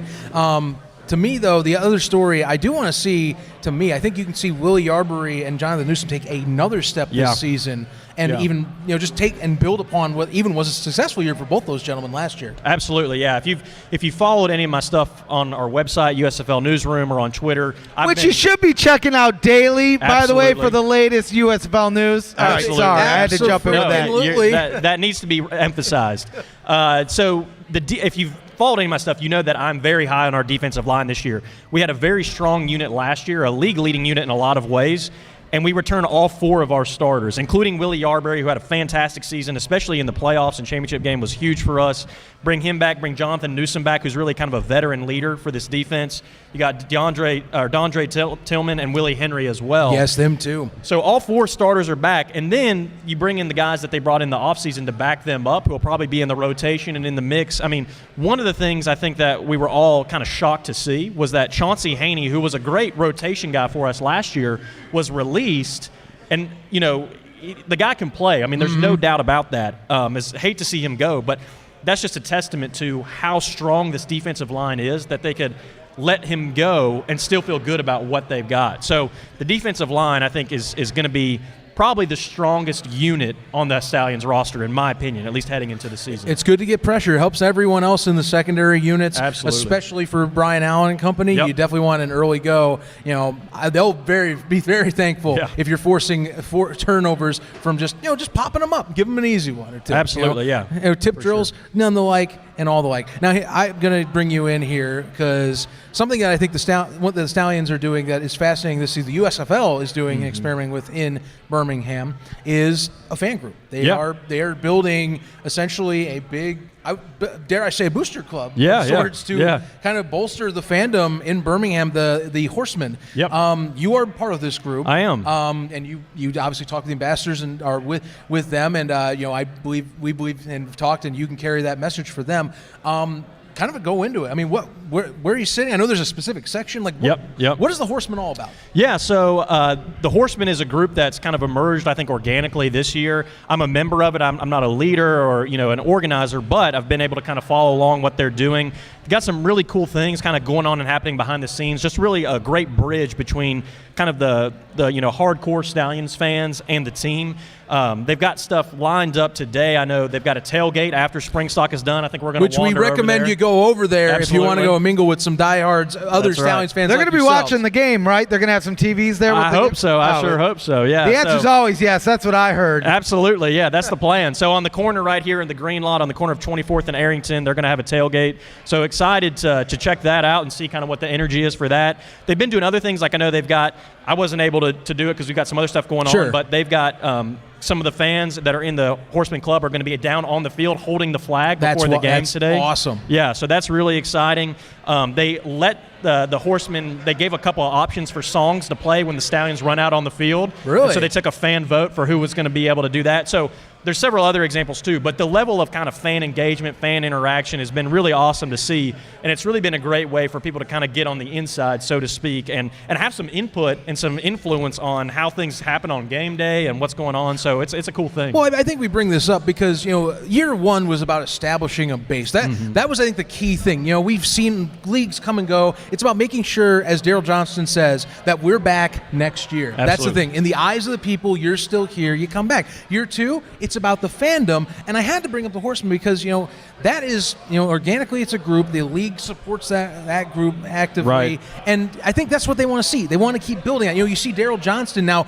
I don't know if there's an official Yacht Club. There's pages on Facebook you can go, right. But I say the Yacht Club at this point is going to be like Daryl's baby, thanks to him bringing that into the social media forefront in Memphis. But the Horsemen for you guys is that. You're starting that now. I mean, there used to be a booster club for the original USFL. You guys are basically re-upping that and starting it over again. Yeah, no, I've been here long enough to know that there are lots of, well, first of all, we're in Alabama, so everyone's a football fan. Right? That is true. This is a football crazy place.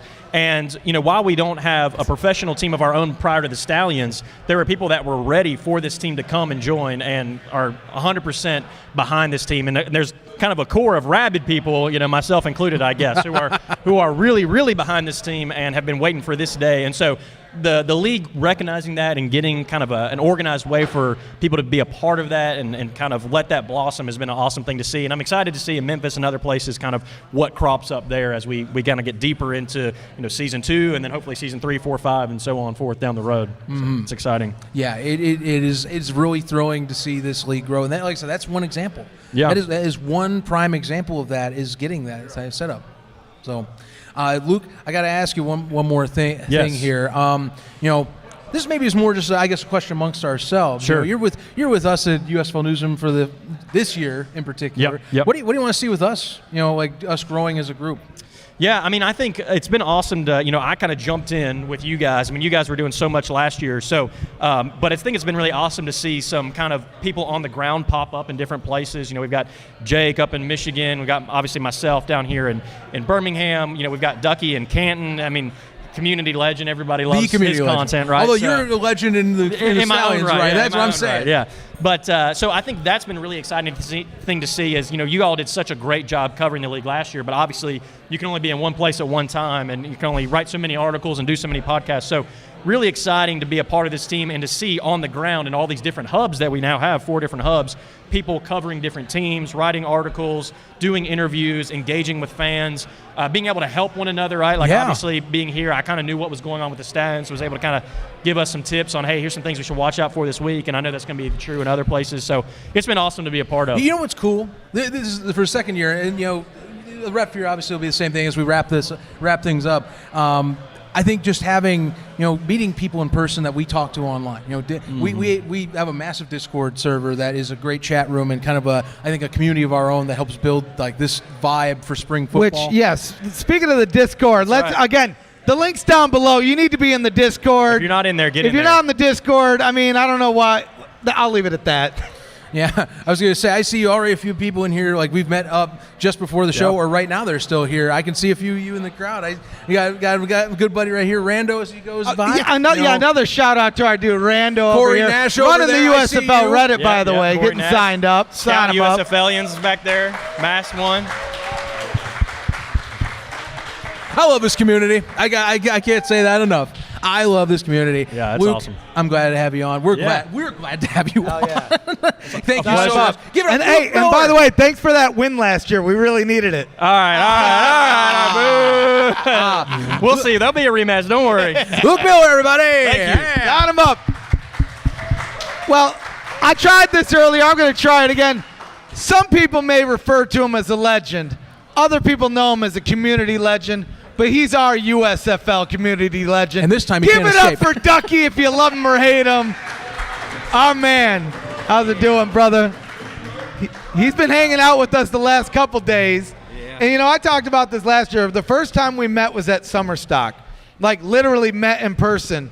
And I don't know why it didn't dawn on me until the morning of, man, what if Ducky's like 12? Or like, you never know, man. The internet's a wild place, man. And no, instead, you're actually a pretty cool dude. You're, as much stuff that you talk online, you can pull that out if you want. Man, I don't want to break it. No, Oh, pull it it's right good. out. No, just slide it right out. These mics are sturdy, people. Look, I can hit that thing. You know what I'm I don't saying? need to do it myself. I'm a legend. Yeah, see, exactly. The legend speaks. Let the peasants do the work for you. Oh, Yeah. Oh, that giant crowd just walked out as soon as I got up. Yeah, everybody Oh, left. no. Sorry, guys. Oh, no. Show's over. This is our So- community legend, though. So you're our Maulers guy. Last year you were a Breakers guy. Yeah. But you're up in the Canton hub. You know me, I'm all in on the Gamblers. Give us the pitch. Why are the Maulers going to be the team to beat this my year? goodness. Oh, he's put him on the spot. That defense is the best thing anybody will see this season. No touchdowns from any offense. None? It's Maulers all the way. Whoa. All the way. Reuben Foster, Boogie Roberts, those two are just going to tear it up on the field every game. Well, Ruben. and it seemed like you've had a good talking relationship with some of these guys. We've seen Jaron in our Discord kind of interacting back and Jaron's forth. great. What kind of blows me away is last year at SummerStock, we talked about how you've kind of manifested this into reality, being a community legend. Fast forward to SpringStock this year, we're talking to USFL employees that own Ducky gear. That's true. Right. That's true. The Ducky gear, if you don't know, it's a limited time option, and we're actually going to announce how much money we've raised, not for us to share. Ducky, you have been on a mission to solve world hunger, and it all starts here with that Ducky merch, because all the proceeds go to Feeding America. And that's the name of the charity.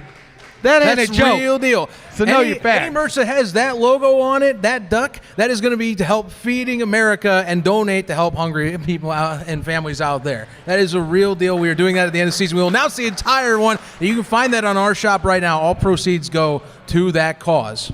So And it looks good. it looks amazing. It's got that beautiful Ducky logo. And so here's what we're going to do. We're going to announce how much we've raised so far. But we're actually going to continue sales until the end of the season, until SummerStock, which you'll be at, I'm assuming. Oh, yeah. We can't have one of these without a community legend going forward. That's true. But I'm going to give you the floor here to let everybody know. And this isn't a joke. I swear to you. Nah, We pulled it up last week, and I said, I can't believe it. Tell the world how much money we've raised so far. $69. And that ain't That's right. a joke. I swear to you. That's real. We looked it up. We said, stop the count. This is the number. But here's what we need you to do. We have all season, we have 12 weeks.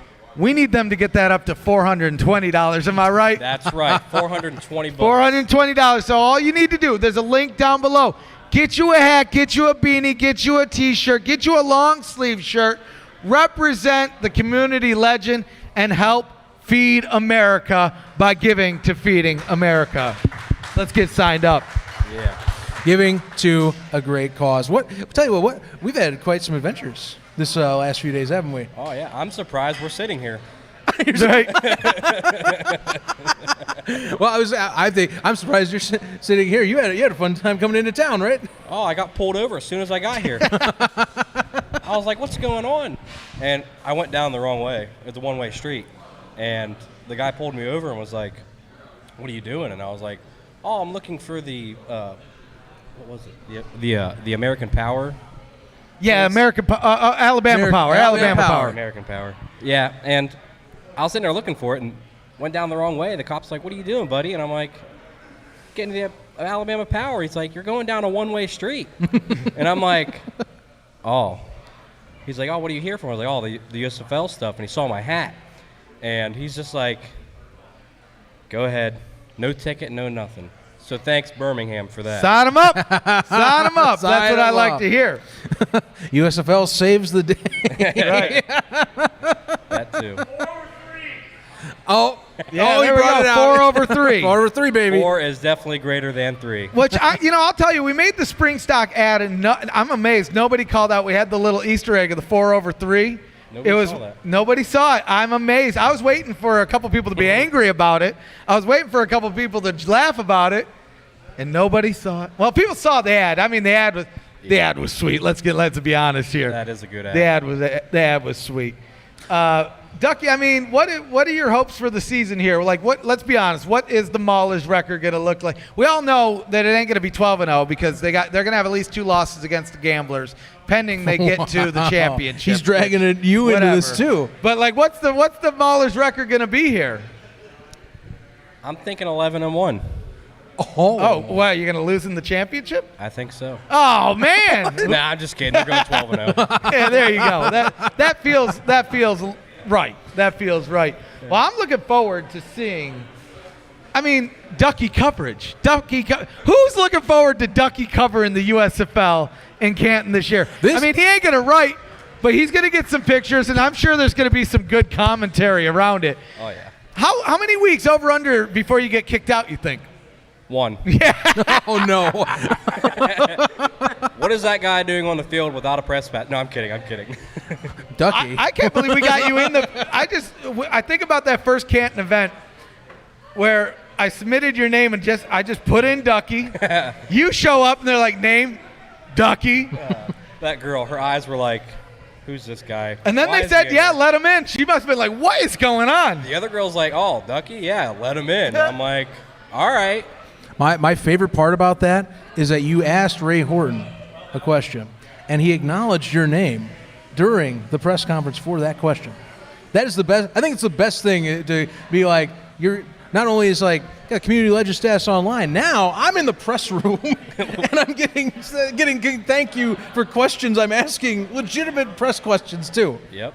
That thank you, Ducky.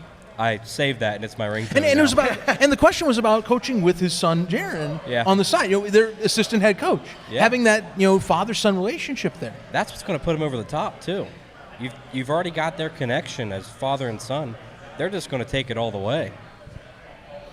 All these Stallions fans. See, well, that's what makes it's a little bit more palatable coming from a northern team because they only have to play them once. Me, I'm scared to leave this building with all the stuff I've been talking about the Gamblers. I'm not lying. But 12-0 all in, sign me up. I can take a black eye. It's cool. Well, oh my goodness. Well, hey, for a community legend, got to shake my hand right here. And bless you, man. Glad to have you here at SpringStock. Glad we get to hang out with you these last few days too. That has been nice. Yeah, you guys are cool. It's been fun, man. Like I said, we've been eating some good food, having some good times, and now we're here at the biggest party in the spring, SpringStock 2. SpringStock 2. You couldn't make it to SpringStock 1, but look at all the cool stuff we got for SpringStock 2, and that's because the legend is here. Oh, yeah. Wait till SpringStock 3. Oh, yeah. And then SummerStock as well. SummerStock. You know the legend's going to be there. Yeah, I will be there. It's Canton. Legends exist in Canton. They have to. That's where they're born. Ducky, thanks for joining, man. You guys appreciate it. Give a round of applause, Ducky, everybody. The community legend himself. Yeah. All right, we're going to keep this train rolling. Like it doesn't stop. This is a packed show. I mean, we're almost halfway through the show, Zach. How crazy. I know. It's nuts that we are halfway through the show. We haven't even gotten all through our players, but like I said, had great guests so far. Second hour was all about the local community and the community at large. And I think we have a great local talent to bring up here right now from WBRC, who we actually got a hit on this morning on the morning show. But we got to meet up with this gentleman in person yesterday at a Stallions event, a pep rally, if you will, at Alabama Power. It is sports multimedia journalist Jake Stanzel joining me from WBRC Fox 6. Good to see you. Come on down. Hey, good seeing you. Give a round of applause, everybody. Jake Stansell here. Sign him up, everybody. So, yeah, Zach and I, we stopped by your stomping grounds today. We took a little, I don't know if that's a mountain or a hill, but where the Vulcan statue is. Made a little stop at WBRC this morning. Went to the mansion, as I would call it. Yeah, no, it is. It is a mansion. And imagine doing that just every single day going to work. I'm jealous. I'll tell you what, you know. You get used to it, yeah, I bet. I mean, we were in the green room just seeing the history of the channel even, too, of like, so this is what we were trying to figure out. How far back does that building go? Like, when did that take over as the studio? We were looking, there was a newspaper article about it, but I think the date was rubbed off or something like that. And I'm curious, like, the timing, there's some rich history there. Yeah, no, definitely rich history there. I'm not exactly sure specifically like how far back it goes, but it is the legacy station in town. So it's been here for a hot minute. Right. So, yeah. Yeah. And, you know, we only go to the number one. Plus, we like the Fox Synergy. Am I right? Sign us up. We're having fun today, as you can tell. Yeah. I got to know. So, USFL was here last year. All the games played. We have season 2. You're here on the scenes. Have you seen a difference in, like, the anticipation of the build-up or just the local, the scene talking about the Stallions coming back? Like, what is that like right now? Yeah, no, this is kind of actually my first year like into the thick of it because last year I was in another state watching it from afar, but I got to see the Stallions win, and then here and now I'm like live in the action, and there's definitely a lot of hype around it. I know people are talking around the station and around Birmingham. It's been like, hey, if they can get that championship again, we got to have 2 parades because they didn't get a chance to do that the last time they won. And that's been kind of the talk of the town is if they can do it again, let's go ahead and do 2 parades. But there's been a lot of hype that this team can go ahead and try and run this thing back. I think they have a good chance. Zach, what are you thinking? I think they have a great chance. Fox Bet, actually, the Fox Sporting app's betting service, they have them as a plus 300 right now with, well, actually the Generals at the top right now, so that'll be a fun game tonight. But I very much, compared to last year, have them as one of the top teams to repeat. And hey, you know, I thought you were at that event. We met up actually at that pep rally we just let in with you as well. I know that a lot of teams, they celebrate after the season. Obviously, spring football, teams got to go and players got to go and do their thing. But it's actually ended up being a perfect way, I think, to kind of usher in the fandom into saying, all right, season's here. Let's get this bad boy going. Yeah. Year 2. Yeah, I know, and we went to one of the scrimmages when the Breakers and the Stallions had their little scrimmage before the season, and talking with head coach Skip Holtz, he said, you know, we talked about it the first day saying, we're going to try to defend this title. And he said after that first meeting, we didn't talk about it again. It was business as usual to try to run this thing back. Of course, a lot of familiar faces coming back, some new faces as well, but this team feels like they have a good shot. And we know it's hard to try to run it back. You look at all these other sports and leagues and whatnot, but the Stallions, I mean, they feel like they have a really good shot at doing it this season. Right on. I mean, I wouldn't say anything different here, but my true honest feeling, and I'm a Gamblers fan. I joke a lot about 12-0 all in. I'm scared of the Stallions. I'm scared of them, man. You should be too with the Panthers. But hey, trust me. You know. Oh, I've been the realist the whole time. Well, you will be tomorrow when my team beats your team and you're buying me barbecue. You see how I go through, Jake? He does this to me. It's back and forth. Don't worry, we'll settle this tomorrow. Look. I mean, you get, like I said, you get to cover locally now. You're talking. You're in the thick of it this year as well.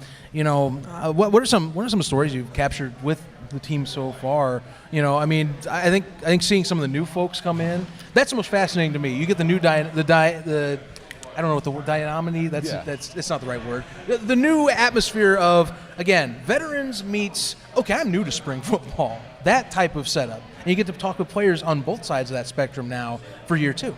Yeah, it is an interesting dynamic with some of these rosters. I know looking at the Stallions, there's actually a player on their team that went to the same high school as me back in Cincinnati, Ohio. Right on. He went to Northwestern, Jordan Thompson, if you've seen that name on the roster. Yeah.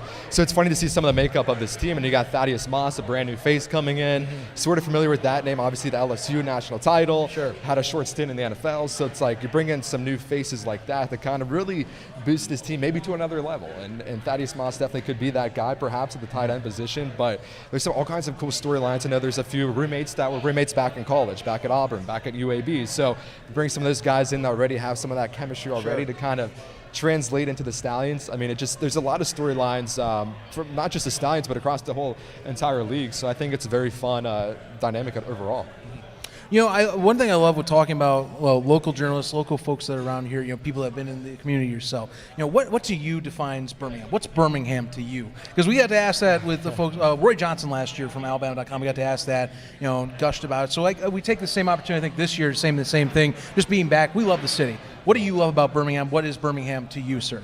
I mean, the community is great. I mean, somebody told me here when I first came here, it's faith, family, and football, and I feel like that sums it up perfectly. And when it comes to football, that's the cream of the crop here. I mean, you can go look at Alabama, you can look at Auburn, UAB here. There's just a lot of excitement around the game of football, and sports in general for that matter. So you add a team like the Stallions to come in, another team to follow along with. It's an exciting thing. And I know coming here, I feel like Birmingham, there's always something to do, and especially with sports. I mean, it's just different times of the year, different things to do. I know we just got done with March Madness that was here at Legacy Arena. So, I mean, there's just all kinds of different things to do, and I think that's what makes Birmingham fun. So you mentioned faith, family, football. I think there's another one in there, food. Yes, indeed. We've eaten too much hot chicken when we're out here. We've had a good amount of barbecue. Yeah. I got to know, you're new to town. Where's the spot? What's your top three? What's funny, because I'm a big sushi guy myself. Okay. But I'm familiar with the Southern cuisine. I mean, I went to the University of Georgia. That's my alma mater. So like, I'm familiar with just how the Southern hospitality, if you will. But I'm a big sushi guy. So I don't know how big you guys are into sushi. I love sushi. My wife's watching right now. She's like, yes. She's like, we love sushi. I think if it's sashimi, that I remember the raw fish I still have to get over. But like overall, I'm a sushi guy. I'll take it. You know, if it's in a roll, let's all go with the roll. You know? Yeah. So if you're looking for a few sushi spots, I know Bamboo on Second. Umami, Abi, and Mountain Brook. I mean, there's all kinds of that you can just look up and go to. I've been to all of them here in town so far, so I'm enjoying the sushi train here. Right on. Yeah, I'll tell you, this is our second time out to Birmingham. I think last year I gained 10 pounds. I feel like I might be pushing 15 this time. Well, yeah, I mean, shoot, we hit up Milo's. We had Hattie B's yesterday night to end things. Eugene's right down the road. Eugene's, he hit up. You know, which I missed out on that. We're going to go Memphis tomorrow, so I gotta deal with that. But I mean, you know, every time we come here, we find a new place to go. And it's just, we almost have talked like on the side, like we need to take like a vacation, not just this vacation. It's fun, but like, we're like, we need to chill and just go everywhere else. So for yourself, I want to ask, is Cincinnati, right? Yes. That's where you born and raised. Born and raised. Okay, funny. So we have a community ourselves. Some people I've seen ripping on Cincinnati chili. First off, are you a Cincinnati chili guy? Second, where do you go? That's one of the unwritten rules in Cincinnati is you don't talk bad about the chili. There's like three unwritten rules. It's like, don't talk bad about Pete Rose. Don't talk bad about the chili. And then, I mean, Joe Burrow got caught up saying this one time, saying, I don't know if you remember this quote, he said that there's not much to do in Cincinnati. And it's like, that's the third unwritten rule. Don't talk bad about the city. So he broke one of those rules. Maybe he likes chili, make up for it, but no, I love Skyline chili. That's like every time I go back home, you have to have it. If you go to Kroger, you can get the little cans. So like, I get those sometimes too. Not the same as going to the restaurant itself, but diehard Skyline chili all day long. Yeah. I think there's one I like. It was that I went last time. It was not Campground. It's or Camp Washington. Yes. I think it is. Yeah. I love Camp Washington. Yeah. That one was like the ideal one for me. Yeah. And I actually made it at that house. You know how much of a process it is to make Cincinnati chili at your home? Like, correct? Yeah. It's hard. It is. They put like a little bit of chocolate in there, or like a cinnamon too. Like there's a little bit of everything in there. It's kind of that magic chili. Yeah. Yeah. Well, I learned it. So I live in Texas, and I learned it's like a cardinal sin to put beans in your chili. Apparently, I don't care. I still do it. Sign me up. Yeah. But I also tell them that Whataburger isn't that good. Oh. That's dangerous territory in Texas. Yeah. I'm not from Texas, so maybe you just have to be from Texas to think Whataburger ain't bad. Don't get me wrong. It ain't the best thing ever. But now we're getting off topic. I'm going to jump back. Save me before the food, I give people reasons. It's tempting, the food. You know, like I said, here, other places, you know, that's a thing. But like I said, we like bring the community angle. For yourself, though, let's talk journalism angle. Let's talk about covering this team. Yeah. What's an X factor for you for Stallions? Who's a player you're watching? Like someone that you're looking at when you go to practice, you're like, I cannot wait to see this guy come out and just rock somebody. Or, you know, beat someone over the top for a touchdown, anything like that. Yeah, well, I'm really intrigued by Thaddeus Moss joining with the Stallions. I don't know, did he come on? Yeah. Yeah. We had him as our last guest for the Stallions Hour. I'm really anxious to see what he kind of adds to this team. Just knowing, I know he had a short stint in the NFL, just trying to find his way still, and seeing what he could bring here to the Stallions. Maybe he could be that deep threat down the field, maybe. And so I think that's an intriguing addition. Of course, Bo, fan favorite. Always interested to see how he does, and I'm sure he's gonna get his yards in. He's gonna get his touchdowns in for sure. But yeah, I love those two players. I'm really excited about the Stallions because I know there's a couple new faces. I know we talked about a little bit, but again, a lot of fan favorites, a lot of familiar faces on this team, even at the quarterback position too. So I'm really excited to just see it all come together here to see how close they can get, if not actually running it back this year. So how much did you? So this is a curious question for me. How much were you in touch with like the spring football scene before the USFL and the Stallions came to town? I know year one was a little different for you, but now this year you're getting more invested into it. You're being part of that now. What did you know about any spring football before this came to town? Yeah, I mean, of course, watching the XFL, even the USFL on TV from afar, but having a chance to go to some of the scrimmages and practices here, it's just a lot of fun energy. I mean, there's a lot of trash talk, but it's all in good fun. You know, right. The team, and even talking to them afterwards, they love it. They said, hey, we're just ready to put on the pads and get tonight started, get the season rolling. But it's a lot of fun energy. The guys, it seems like they all love each other. They all have fun playing with each other. It's just good camaraderie, good energy, and that's something I love about it. Just a lot of fun. Going to the scrimmages, it was never a bad time. It's just a lot of fun. I mean, it's not like they're out there throwing all the trick plays out there for us, but I mean, it's just great to see the Breakers and the Stallions, watching them scrimmage going at it, and I just loved hearing them going back and forth and they're trash talking to each other. It was just a lot of fun to be a part of. Yeah. You making that road trip to Memphis? I would love to. I would love to. Maybe it might be in the works. Maybe. See, I'm saying it's right up the road. Yeah, not too far. I mean, I'm telling you, when the Stallions go play in Memphis, or when the Showboats come play here across the street at Protective Stadium, those games are going to be wild. Yeah. I mean, because again, last year was a little bit different. All the teams played in Birmingham. We did have a couple guys come out, but I think just having it just 3 hours down the road, 3.5 hours down the road, it creates an atmosphere where, especially if both teams are going in good, they're playing hot, maybe they're both undefeated, those fans are going to travel. And you talked about the players talking trash.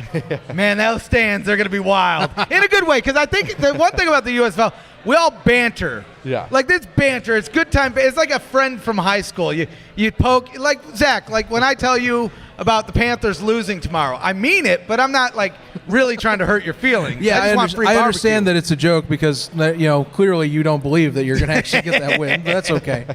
But anyway, I anticipate some good, like, just crowd reaction, signs, those types of things. And it's a beautiful day for it too. Exactly. I mean, the weather couldn't even be any better. I think last year the weather was pretty good. There was a little rain earlier in the day. It was a little bit cooler, but I think it's going to be in the high 70s, low 80s today.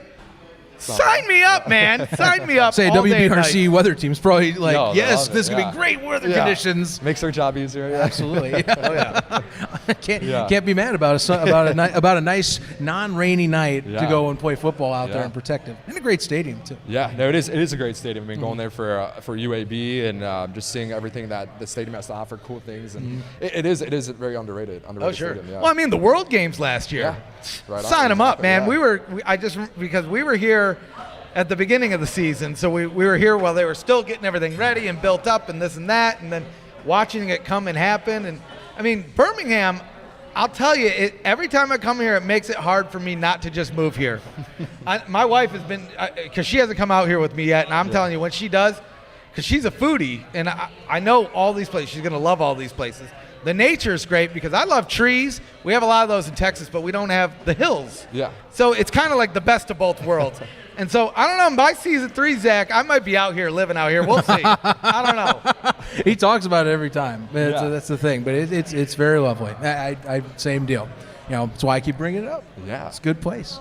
It's a good place. I had a quick question. So are you called the Ref? Is that? The Ref, yeah. So where does that originate from? Oh, I don't know, man. I've been a ref for 20 years. Reverse journalism. Yeah. I was curious. If you want the whole story, so I used to be in a band. Okay. And so I was the ref in a band. Okay. Nobody can find it. I won't let you. It's all hidden. And then I started talking about, I think I started playing video games after that. Yeah. And then I started covering football, and that worked. Yeah. So now I'm the ref, and it's football. Nobody needs to know about the past. Yeah. But since you asked, I'll give you the story. Yeah, I don't know. It's just one of those things. I threw on a ref shirt one day, and little did I know 20 years later I'd still be wearing the damn thing, but here I am. Sign me up, right? Are you going to bring out the honorary football for today's game? I hope so. I'll tell you, wow. maybe you're here on the scenes. I've been begging these guys at the USFL. Yeah, you got that connection? To put, We'll try. I don't even need them to give it to me for free. Just put the official ref shirt on the store. Only one person's going to buy it. It's me. So once you see that sale, you can take it down. I need a new ref shirt. Sign me up. One day. I love it. Well, I think final thing I want to ask you here, Jake, before we go our separate ways. You got a bold prediction for the year? Maybe. I know you said we talked about X Factors, but like a bold prediction, something like maybe it's a little outlandish, maybe it's not. Yeah. It's kind of there. What do you think? Well, so 11-1 last season, right? Yeah, 11-1. You know who they lost to? Houston Gamblers, baby. He rides that. All in. He rides that one. When they see him twice this season, right? No, yeah, twice. Twice. Okay. Yeah. Man, 11-1 last season. I mean, I feel like they could get to 11-1 again. If anything, they might lose 2 games. I'll give them to the Gamblers. 12-0, all in. But I mean, it is just it's so hard for anybody just to try to get back to that point and repeat. But it's not saying that it can't be done, of course. But it's just it's a very difficult feat to try to do that. But if there's anybody that can do that has the experience, my money would be on the Stallions to try to get back there. Okay. I mean, they're a hard team to beat. We talked about this earlier. I mean, they're bringing back a good majority of their players. The crowd, I mean, you have the head start against any of the other crowds in the other hubs. Yeah. The Horseman group alone, like none of the other cities have that. And you got Skip Holtz. Skip, Yeah, I mean, legend, Skip is, legend. I'm sure you've had a chance to talk to him. He is the nicest guy I've ever met. And I talked to a lot of coaches, nothing against them.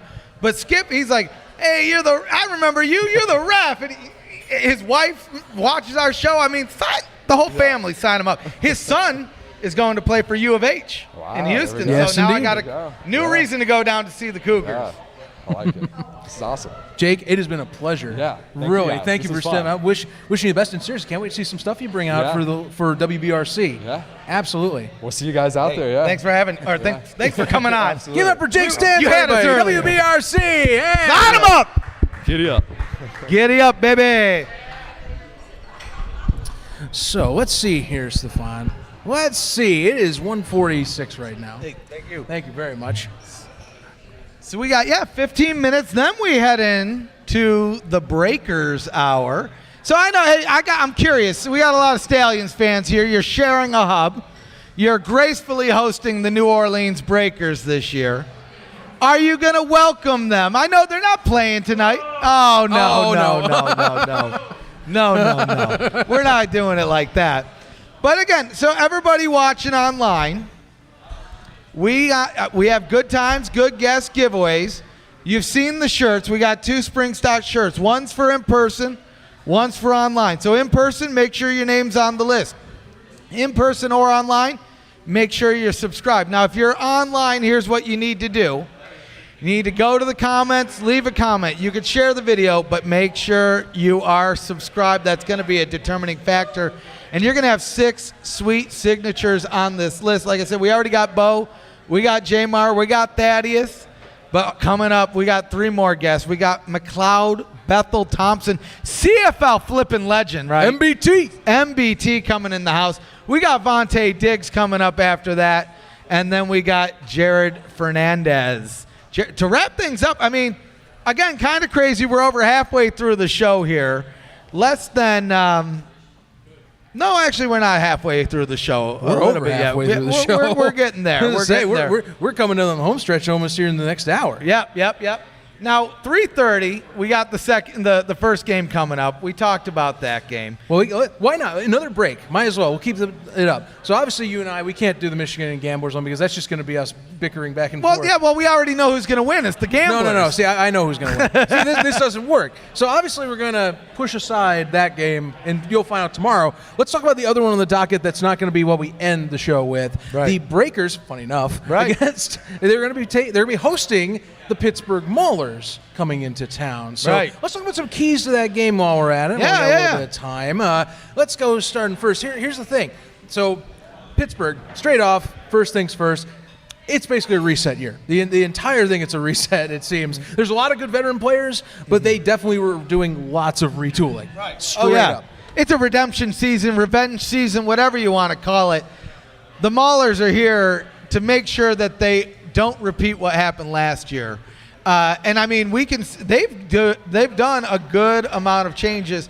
I mean, the coach is one thing. That was kind of something that happened just because Kirby Wilson, he had to step away. But they got a solid replacement. And the good news is he can get filled in because if you don't know, the new coach, Ray Horton, well, his son coached on the team last year, Jaron Horton. Yes. Sign him up. And so they got that father-son connection. You know he's going to keep his dad up to speed. We're seeing him do like building up the defense heavy over in Maulerland. They're kind of the de facto hub home. Canton is, at least. It seems like if they're going to be a hub home for anyone, it's more the Maulers than the Generals. If anything, it's easy to forget, but Pittsburgh's only about an hour and a half from Canton, from Tom Benson Hall of Fame Stadium. But then you look at the other side of it with the Breakers, and I think we talked about this earlier. I don't know if it was before the show or while we were recording already. The Stallions have one hell of a quarterback room. And so you kind of have heavy offense versus heavy defense, which has the keys to be an interesting game. Now, I'm a guy that is a fan of a game that's 3-0 because defense wins championships. It does. Defense is the best offense. It certainly does. Disagree with me. And so, I don't know, it's kind of like a good game of baseball. I love pitchers in baseball. I'm an Astros fan. We all know I love pitchers in baseball. I wonder, would you be a fan of the pitch clock then? Does that make you? You know what? Sign me up. I'm down with that. But probably not. But you know what? If they test it, as long as they're open to take it away. USFL baseball, everybody. Yeah, exactly. Now, I mean, everybody talks about baseball games being too long. They're not too long. They're just right. They're like 3 hours, like every other sports game is. Mm-hmm. But now we're getting off topic. Back to the whole meat and potatoes of the argument. Yes, the Breakers do have quite the QB room, which one of them, actually, speaking of QB room, one that was a surprise inactive. That inactive was for the Breakers. A few guys I'm kind of shocked to see on there. Yeah. Akil Glass, he is an inactive for this week. It is going to be Davis Cheek as well as MBT. McLeod Bethel Thompson will be starting. Yep. Cheek will be backing up. But Akil Davis had a lot of hype coming out. I'm kind of surprised to see that. But it was going to be a hard-fought battle in that QB room for training camp, and someone had to be the odd man to start the season. That doesn't mean things can't change. Remember, this is football. Things can change on a dime. But it's kind of crazy that, for such so many accolades for an HBCU quarterback, and one that had all this hype, coming in, that I'm surprised to see him inactive to start. Like Derek Jones as well, and very much a contributor on this team. Right. And maybe that gives me signs on what Coach Filippo views and what maybe the new talents that came in to New Orleans, changing some things around there. Well, it's interesting that you bring up Coach Flip because when we look, it's one of these games here. Two new head coaches going against each other, just like our game tomorrow. Mm-hmm. Two new head coaches going against each other. So the Breakers from last year, I think they're going to be slightly tweaked for this year. Will it work out in their favor? Will it not? I mean, that's what we'll have to wait for to see. But I will say this. I don't think it's going to be a rollover game. Last year, you get to the Maulers. Other than the Gamblers, I have to admit, the Gamblers lost to the Maulers. Right. I know the pain. But this year it's a little bit different. Like I said, I have a hard time believing that the Maulers we see in 2023 are going to resemble that much of the Maulers that we saw in 2022. I don't think whatsoever. They added so much defensive talent that they got on that opposite side. Reuben Foster, of course, is the big key piece that is coming back. But, I mean, they brought on so many other defensive talents, some that they lost to the NFL. They had to really kind of usher them back in. Ray and Jaron Horton were very focused on building up that side of the ball once more because it was their bread and butter last year. Yeah. That was what kept them in games, and they were in a lot of close competition. Really, they just couldn't figure out how to get out of their own way on the offensive side of the field. But I think there's a lot of promise for them to do that this season. To me, the QB room was the first thing to start. And one thing we did when we talked to John Tomlinson earlier in the offseason, the offensive coordinator for the Maulers, first things first, he's calling the plays this year. That's a big change. He's the play caller. It was not – Kirby Wilson was calling a lot of that. Yep. And Kirby was a play caller at one point. That was something he clarified. But this time, it's his gig. He also is more up to speed. That quick – that quick build to the season last year, which remember was only roughly half a year. That was a whirlwind for him to take in, and now he gets to put that in. Secondly, James Morgan. I think James Morgan has been one of the more talked about quarterbacks in this league. An NFL vet that's been in training camps and been on practice squads and in that scene with the New York Jets. I'm very much anticipating to see him give that offense a next step, because they're bringing a lot of their talents back too. Bailey Gaither, who went to the NFL and went for the Ravens, he's back with them. And you're going to hope we see some more consistent receiver and QB connections via James Morgan with that. Trey Walker, you do not want to underestimate Trey Walker as an option too. Madre London and Garrett Groshek, hopefully they get a little bit more chemistry as the dual back system. It's good to see both of them back too. London, remember, we hyped him up coming out of the European League of Football for having a 2,000-yard season, and he came in mid-year. Now he's much like Bo Scarborough. He gets a full off season to get into a program. Now he can jump in and he can make an impact right away. I have a lot of faith that the Maulers are going to make a leap. And right now, this is something I've said on shows, and I'll say again, the North Division in the USFL is the most competitive division in my eyes in this league. I just think by the talent level combined for all four of those teams, I think it's the most competitive. That's no slight at the Stallions or the Breakers. I just think that those two are more up and above compared to the Showboats and the Gamblers. I think the North is going to be a hard fight between those four. I don't know why you included the Gamblers in this mix, but anyway, yes, I get your point. That's totally fine, heard and understood. I'll speak for everybody here. I can't believe we're here at season 2. Here's what I think, I think we take a quick 5-minute intermission. We need some water. We're going to take a 5-minute intermission, but stick around, because here's the real deal, guys. We got a big rest of the show wrapping things up. Like I said, we got McLeod Bethel Thompson coming up, Vontae Diggs and Gerard Fernandez coming in to wrap things up for SpringStock 2, Breakers section of the show. So like I said, we'll be right back, guys. Stick with us. And if you haven't subscribed already, make sure you subscribe. Click the bell. It builds morale. Get signed up. And like I said, you can know when we're going live, and you can also win some good stuff. Like I said, we're going to be giving away one of these shirts in person and online. It's got all the autographs from all the players joining us here today. So get a piece of history. Now, hey, if you don't win, we get it. It's all good. We got shirts over there for $20. $20, make you holla, get signed up. Best shirt you've ever worn in your life.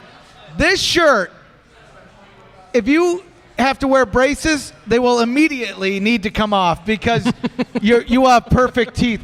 20/20 vision if you buy one of these shirts. Like I said, going bald, that shirt is going to fix it better than Rogaine, my friend. So stick with us. We'll be right back in about 5 minutes, and we're going to be coming back with McLeod Bethel Thompson, CFL, and soon to be USFL. Don't go anywhere, legend. people. We got more players on the way.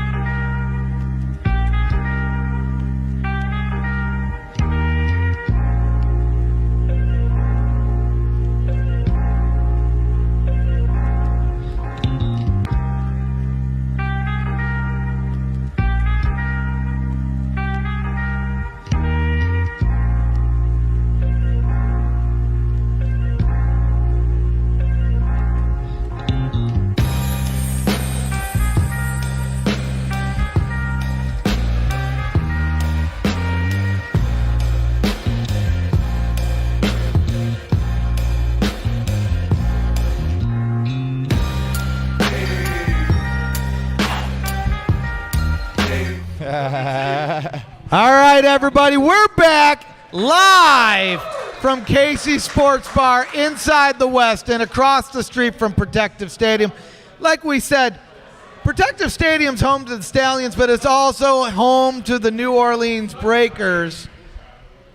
And look who we got here. CFL legend and future USFL legend, McLeod Bethel Thompson. How you doing today, my friend? I'm doing great. I love the setup you guys got here. Everything looks awesome, so I'm happy to be here. I am thrilled to have you here. Like I said, we're not just fans of this. We're fans of spring football. We're fans of the alternative scene. Obviously, what can we say about you in the CFL already? And the passing numbers, the CFL Grey Cups, the MVP trophies you're getting in there. Now you're here. I mean, how do you describe your career? I've read up on your career. It has been fascinating that your journey has been very up and down, turn around, and you hit a real high the last few years in Toronto, and now you're coming here. You're going to be with John DeFilippo and starting things off for the Breakers.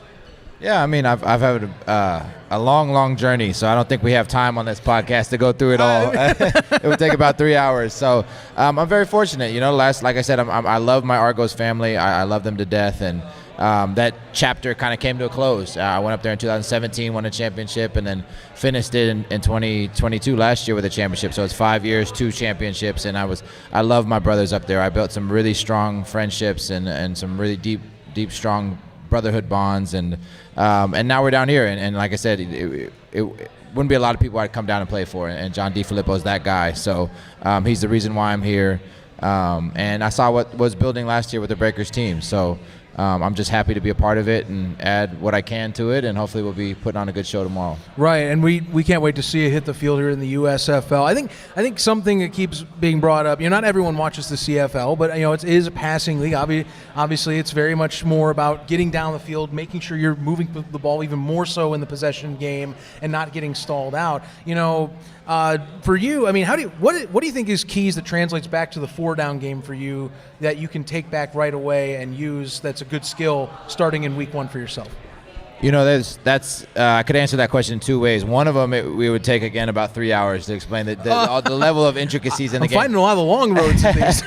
But the easy way is just how much of a pressure cooker the CFL is. I mean, you get 3 yards on first down on a run, and you're immediately in quote unquote, 3rd and 7. It's second and 7 up there. So pretty much every throw you have is a make it or break it kind of throw for the drive, which put a lot of pressure on the quarterback. A lot of it's a bigger field, so the throws are longer. You push it down the field, all that type of stuff. So that's kind of like the most kind of glaring difference is that it's every throw is very important up there.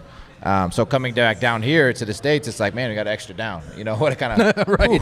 Little breath of fresh air, kind of relaxation. Like you get 3 yards on first down, awesome. We're in 2nd and 7. We've got 2 more times to get it. So training camp has been good to get reacclimated to that, and obviously hopefully it goes well tomorrow and it'll feel more comfortable. Gotta say, mad respect for the retro Breakers hat here, just looking nice and snazzy coming in and seeing I'm that. a big retro guy, and the USFL has some great retro gear, so hopefully that can all come out the woodworks, and maybe we can start remaking some stuff too. Right, something for yourself that I think is great, and you get to adopt with the Breakers. You get 2 receivers that they left an impact on the league last year, and they get to possibly now extend that impact and maybe excel with you there. Johnnie Dixon and Jonathan Adams both had highlight reel level of games. Both were crucial pieces to that offense last season. Stepping into this offense this year, obviously a different head coach, maybe different philosophies, of course, with Flip, as we'll be referencing with John. What are your receivers wanting, like out of the gate? Saying, okay, we've been in this league last year, so now you're the guy. We need you on the same page as the QB. Like I'm like Jonathan Adams. I may be big. I can get those I can get that big extend and catch like that. But let's get it here. Let's get it a little closer to where I want. More in the breadbasket. You could not ask for a better duo of receivers. I mean, in the West Coast offense, right? Generally, you have a traditional X, Y, and Z. The Y being the tight end, and J. Adams being a traditional, very prime, perfect example of what an X receiver you want. Big body, can go up and go over people, can run past people. One-on-one, he's an absolute nightmare. And then, Johnnie Dixon on the other side, who's absolutely explosive, great in and out of her breaks, short routes, long routes, over the top, a master of running routes. You just couldn't ask for 2 better players to be at the X and Z position. So, I didn't do as much research, and then once I got on the team, I realized and started watching some film. I was like, wow, these guys are special. And talking with Flip about it as well, too, and working into that West Coast offense. I cannot wait to get on the field with those guys. And we have weapons across the board. It's not just them, too. It's a whole list of people. We're very stacked, and we're excited to put on a good show tomorrow night. Yeah, absolutely. I mean, you got the potential for an offense that will just be explosive and maybe can take another step even farther. And Kyle Slaughter did a great job with those guys last year. So you're going to be following up with that in that regard. Sure. Something I want to ask, again, QB. We talk about the QB position in this league, but we also talk about, I think, influences like that. Again, John DeFilippo, one thing he's known for in football circles, he's the QB, one of the QB guru guys in the NFL, or in his journey up to this level. And not only that, you've also had your share of QBs you got to run into. Ricky Ray, in particular, you got to play alongside and back up at times too. I mean, I guess we'll start with John. I mean, what's John's philosophy? Would you describe best as a quarterback, like what a quarterback needs to do on the field? What Flip asks a quarterback to do is to be the general of the field, and so his expectations of you as a quarterback are astronomically high, almost as high as my expectations of myself. So you got to be the complete general. You got to be able to throw the short patterns, get the ball out of your hands quick. You got to be able to push the ball down the field. You got to be able to throw the ball on the move. You got to throw the ball in the pocket, outside of the pocket, multiple ways of delivering the ball, and also controlling the offense, right? You're going to have a long West Coast verbiage in the play call, so you got to be able to handle that mentally. So that's, without Coach Flip here, I'm not here, and he's the reason why I came down here. He has coached, NFL players to the elitist levels, and pushed them and record-breaking season after record-breaking season in his offense, and it's very multiple, it's very dynamic, and with the playmakers we have, I can't wait to get on the field and see what it looks like. Mm-hmm. You have quite the list. I don't want to hog too much here. I know the chat. No, I told you are the interviewer. I'm no good at this, but you know what? I'm going to go for it again. Got any good ghost stories? He's leading again.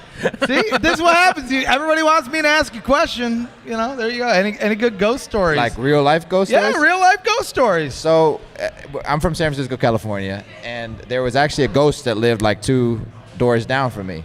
And it was this old lady in a big white dress that used to kind of float across. Oh, for real? And my mom saw her multiple times. I never saw her, but I felt her. So we called it the ghost house. And I would always be riding in my scooter, and the challenge was how far could you get up the driveway of the ghost house before you got too scared to come back down. Oh, wow. So that was kind of the neighborhood adventure is, 2 doors down, how close could you get to the top of the driveway of the ghost house? So. See, I always think it's interesting because it really is 50-50. People believe in ghosts, people don't believe in ghosts. I'm telling you, the house I grew up in was the creepiest it was an old, 1900s farmhouse. And it was the same thing. There was like a lady or something in there that would always be moving, walking up on the floors, things like that. So I'm always intrigued by people's ghost stories because, whether they're real or not, they're real to me. When you experience it, it doesn't matter. It doesn't matter whether they're real or not. Yeah, if you're scared, it's real, man. It's done. Well, you know what I'm intrigued by? Beard guy to beard guy. How do you maintain that? Because I can't grow that length. I've tried. It is a struggle. But that thing is like in terms of identifying a person. That is something that is a character trait on the hair. African black soap, traditional African black soap. Really, it's a great way to clean it out and keep it clean. Yeah, so. My wife put me onto that, and it really helped with the cleanliness of the beard. When it gets long, it can get stuff can get lost in there for days. So African black soap, highly recommend. Okay, I'm going to be adding that to my Amazon shopping cart pretty soon. See, this is what SpringStock's all about. It's really not about the football. It's about the ghosts and the beards. Let's keep them going. What's next? Exactly. Let's keep. Where do we go from there? Ghosts, beards, to... Oh, we got another one. He always brings this question up if we're going to talk goofy stuff like this. You're the Breakers, you're Waves. How do you defeat a wave? You're playing the Maulers. It's a steelworker. You can. It's like, what's Bruce Lee's quote about water? Be like water, my friend. When you put water in the cup, it becomes the cup. Water can trickle, water can crash. Be like water. Well, I guess we've seen this one on social media. Is water wet? I don't know if they asked you this one on social media. Now that one I know USFL Socials brought that one. Water's water. Yeah, that's already been solved, I thought. Right, that's what I thought, but some people don't think so. Is hot dog a sandwich? No, it's a hot dog. Right. Those are questions that have been solved a long time ago. Now, I understand between your family, you got the Hollywood connection a little bit there. Your wife being a bit of a writer in some search for some shows. Going MBT going to Hollywood someday? No, I think I'll leave that to her. I think I'll be there cheering her on. But no, I don't think that's in my future. That's okay. Football still is the forte, but that's all right. That's all right, man. For yourself, obviously, like I said, you've accomplished a lot in the CFL. You're coming back here. I mean, you're going to have quite the resume, wherever you go in the rest of your journey in this football life of yours. What do you want to leave here with the USFL? Yeah, that's a great question. Coming here, I really wasn't sure. I'd seen pieces and bits and pieces last year, and seeing what Daryl is building here with this league, and obviously Flip, you being the coach, brought me here. What I've seen here is the talent of football is really extraordinary. There's people here that have passion for the game. They're playing at a high level, and if me being here can bring a couple more eyes to the league, it would make it all worth it. I obviously want to play at a high level, and with the group that we have with the Breakers, I think that we're going to be a dominant team and be a force to be reckoned with. But building that brotherhood and building that community of football as a whole is what it's all about. I think that if we're going to speak frankly, that you can see the NFL at times playing at a lower level than it has been in the past. Mm-hmm. You see that mid-range of NFL player not excelling in the same way, not having the reps that they need to excel and play at that elite level that they are now. Having said that the top of the top is obviously phenomenal, and there's freaks, and there's a really high level of football at the top of the NFL, but that mid-range of the NFL can dip at time, and it can really be kind of porous football. There's a lot of drops, a lot of missed blocks, a lot of missed throws last year throughout the season. And what can this league do to help push that and help make a better middle class of football, middle class of professional sports, and provide fans with better game experience. Sometimes the NFL is unreachable, it's untouchable, whether that be ticket prices or guys thinking that they're bigger than they are, or they're too famous, or too this, too that.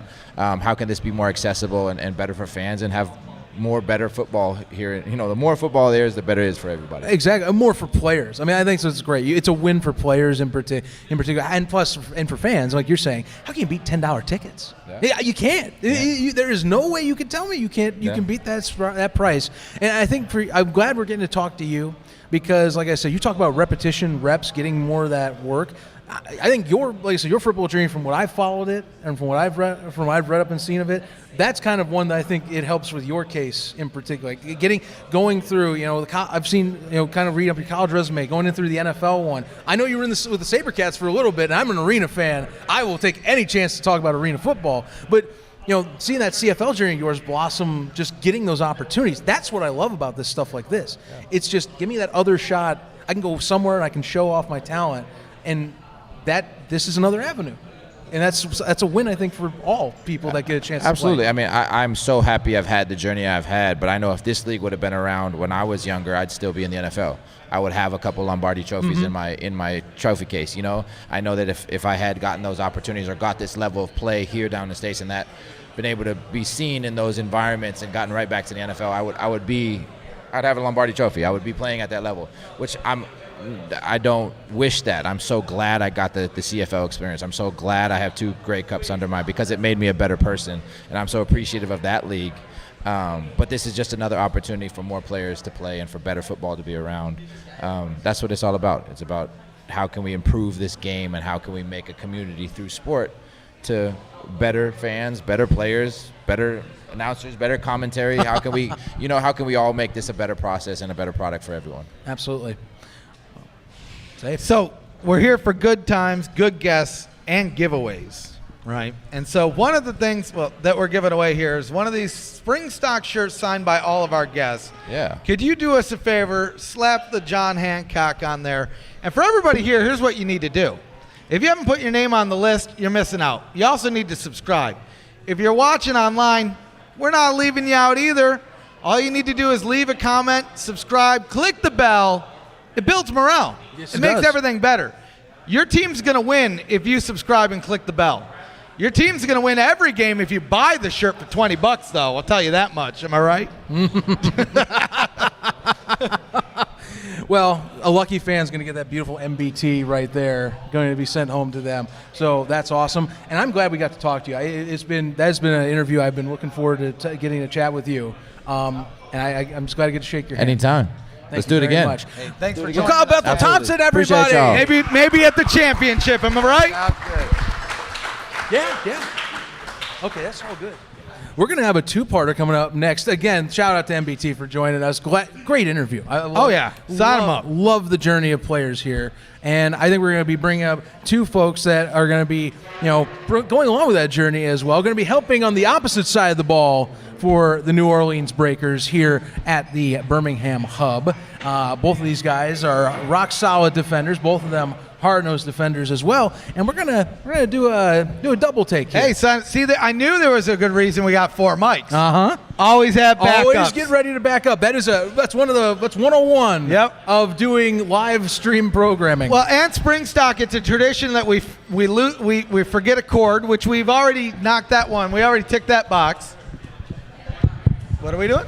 I'm shifting over to a different mic. Oh yeah, sign you up. Shift on over. Check your mic real quick, too, just to make sure we're good. How's it going? Okay, good. There we go. See, it works. Making sure that we're works. good there. Let's bring on two guys that are delivering the hardwood over the center, over the middle of the field, over on the defensive end for the Breakers, and one of the best defenses in the USFL last year. We got Gerard Fernandez and Vontae Diggs of the Breakers coming on up. Come on down, guys. Let's get on up here. Sign them up, guys. Sign them up.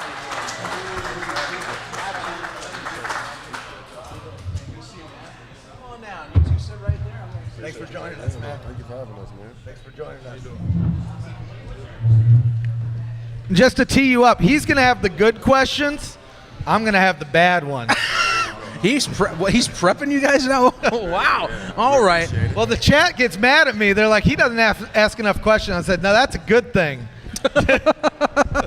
Gentlemen, welcome back to Birmingham, of course, and good to see you guys back for season. How was training camp been for both of you first off? I mean, again, you are playing, we are still doing a few hubs, but now you're playing in a hub with guys that I would say were some chippy and contested games last year between the Stallions. How you feeling right now? Oh, yeah, I feel good. I feel like camp's been good. I feel like we gelled together a little bit more this year with a lot of returners back on defense.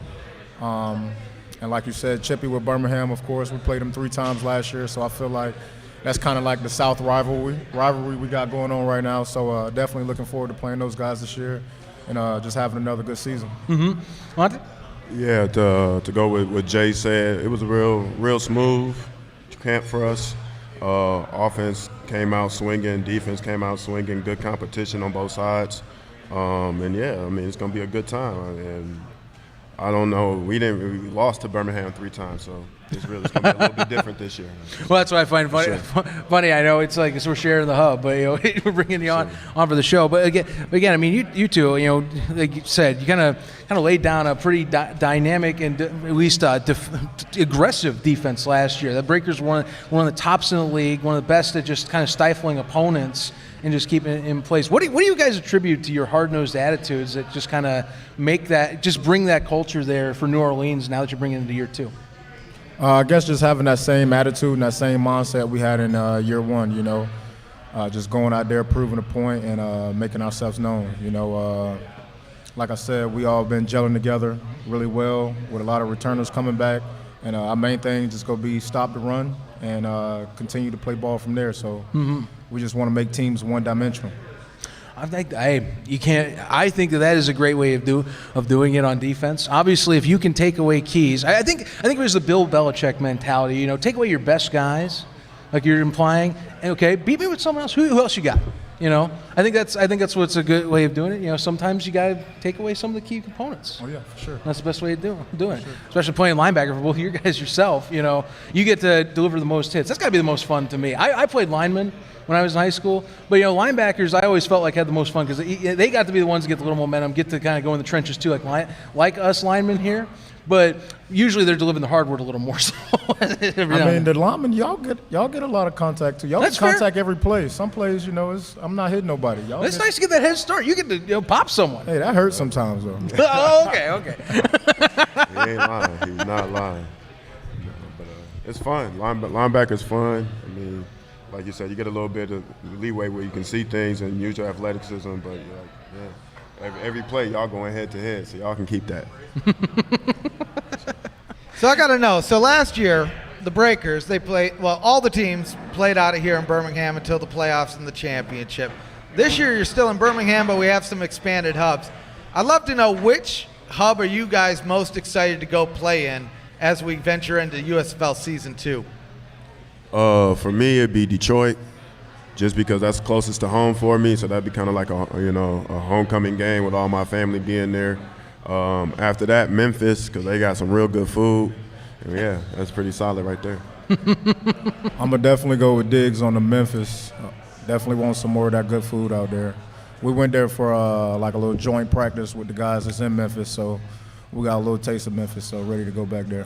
Yes, we did see a few of those joint scrimmages there. Saw a few guys in Memphis were chirping some more words off about that. Do you have anything to chirp back on the live stream to them? Kind of like, hey, we see you. We got to come up there. You got to come to us too. We know you're coming to Birmingham. We go chirp with everybody, so it don't matter who it is.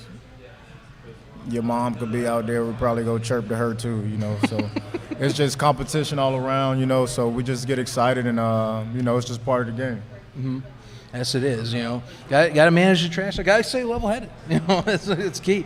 It's very key out there, especially in defense. Vontae, I think last year when we were watching United by Football, we got to see a bit of your story as well. And, not only just that story, of course, your backstory, your upbringing, and just the passion why you play, but, also seeing how passionate you are on the field too. I mentioned, like I said, you get into some guys and you let them know what their business is. I saw videos close to the Bandits. Yeah. It definitely comes up.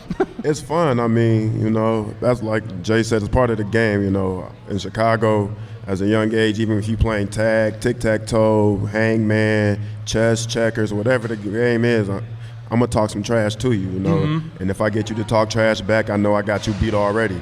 And it makes the competition a little bit more easy, a little bit more fun, So that's part of the game, And if you can't talk trash and you can't take the heat, get up out the kitchen. That's how I go. This will be a question for me because I grew up in Northwest Indiana, just across the state line in Valparaiso, essentially. Okay. And Chicago influence, Chicago food. And I talk to pizza. And I got to talk to pizza. Everyone's got their own place. I don't know if you are a Chicago deep dish guy or if you do the square cuts, whatever one you like. Yeah, I'm a square cut guy. I know the square cut. Look, I've seen a lot of that online too. It's like, hey, now our pizza's the square cut pizza. Yeah, I'm a square cut. You got a place? What's your place? My place is Margaritas. It's like my number one spot. It's on the south side of the city on 79th. But my second favorite spot is I like Aurelio's. That's one of my favorite spots. That one right there. They got the best sauce ever. I'm not going to lie. It is so good. And it's the best square cut that I've found, yeah, to me. I got my favorite true deep dish is called Gelsosimo's. I don't know if you ever heard of it, but it's mostly a few spots in Illinois, but a lot of them are in Northwest Indiana, a few in Michigan. But that, to me, if you want a good sauce, like if you like a little bit of a sweet sauce, that's a good one if you go back up there and find that. But Aurelio's, folks, no joke. He brings that up. That's bringing me back home a little bit. Real. I ain't been back home in a little while, so it's gonna be good to finally get back there coming up after the season and finally get me some real good food. You'll be close. It won't be the same. You'll be in Detroit. So you'll be somewhat close. Yeah, my mom gonna bring me some Harold's for sure. I already told her, so I can't wait. I'm not gonna lie to y'all. Yeah. Man, I'm looking forward to that. So you look excited. Boy, I know I'm very excited, man. That's the best chicken ever, ever. You said Harold's? Yeah. Oh, yes. The best chicken ever. Yeah, that's a good choice. It's a good choice. I mean, we find great food spots around here, too. I mean, for sure. You guys some shout out spots? Eugene's Chicken. That'd be bussin'. I ain't gonna lie to y'all. Eugene's, your man right there. Eugene's is my spot, man. That was the first thing I did when I landed here. That's my spot. I missed out last year when I was here, and everybody said, "Did you go to Eugene's?" And when I said, "They were like, what is wrong with you?" That was the first thing I did. Before I even got in the Airbnb, I went to the Eugene's. It's damn good. If you haven't had it, you're missing out. So, of course, you get to bring a lot of the veteran talent back on your end of the field. You get to see your offense evolve a little bit as well. And again, you guys finished 6-4. That still is a pretty great record in this league. What do you think you guys' keys to your own squad will be to get at least back to Canton? I think just all three units coming together is offense, defense, and special teams. feel like games we lost last year, we lost because we all weren't clicking. We all weren't together. We played well on defense, and then we didn't play as well on offense. And special teams would be a little iffy. And, in order to be a good team, to be a great team, you got to be clicking on all 3 units. Mm-hmm. So I feel like coming into this year, we got a little bit more focus on defense because a lot of guys are returning. Our offense is just, they're coming together. I remember the first couple of days of camp, we was kicking their butt, talking trash to them, and then, as camp went on, they started to get their stuff rolling. They started kicking our butt, so it was a lot of back and forth, so I felt like that aspect of the game has definitely changed from last year as well. So, as long as we all coming together and playing together and playing for each other, we're going to be all right. Yeah. Well, to talk about team camaraderie, I feel like defenses are on any roster always the ones that have some sort of traditions they got to build up or something. You guys have a tradition you're building up in training camp, or are you maybe carrying over from last year? Like something like maybe not like sideline, but fast. Do everything fast. No brakes, all gas pedal to the floor, and don't stop your feet and hit everything in sight.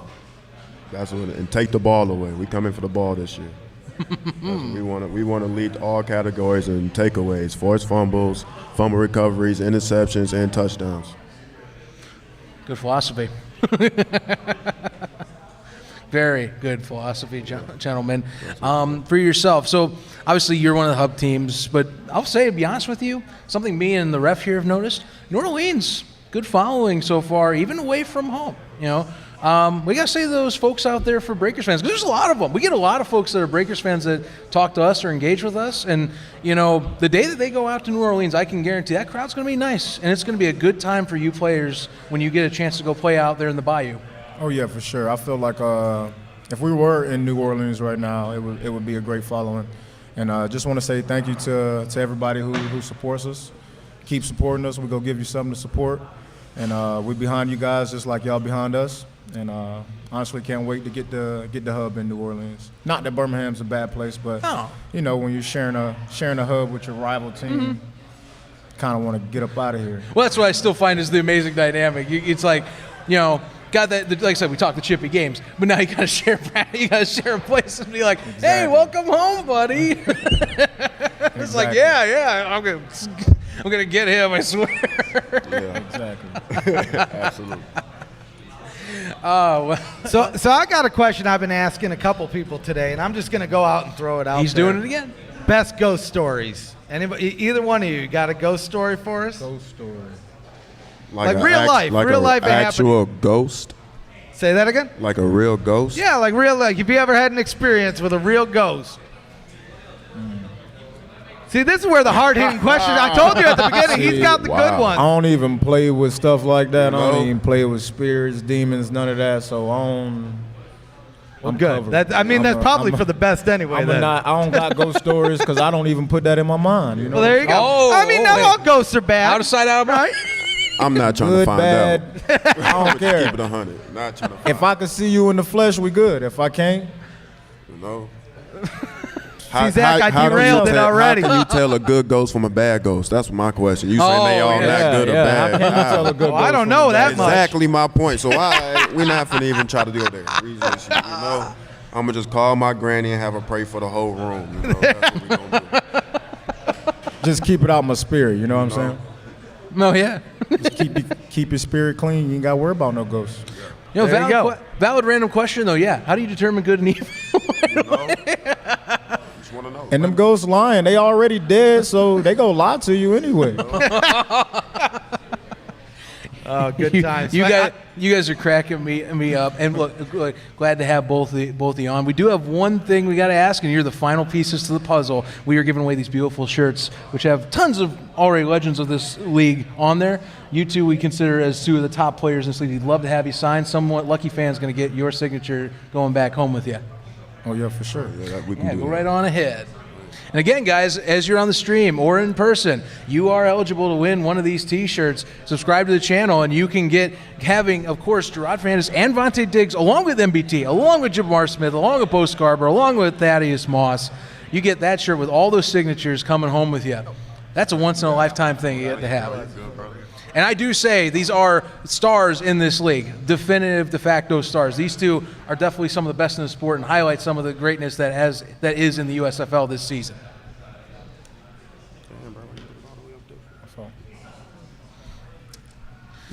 So which one of you guys is going to win this? I want to know. Is anyone going to predict?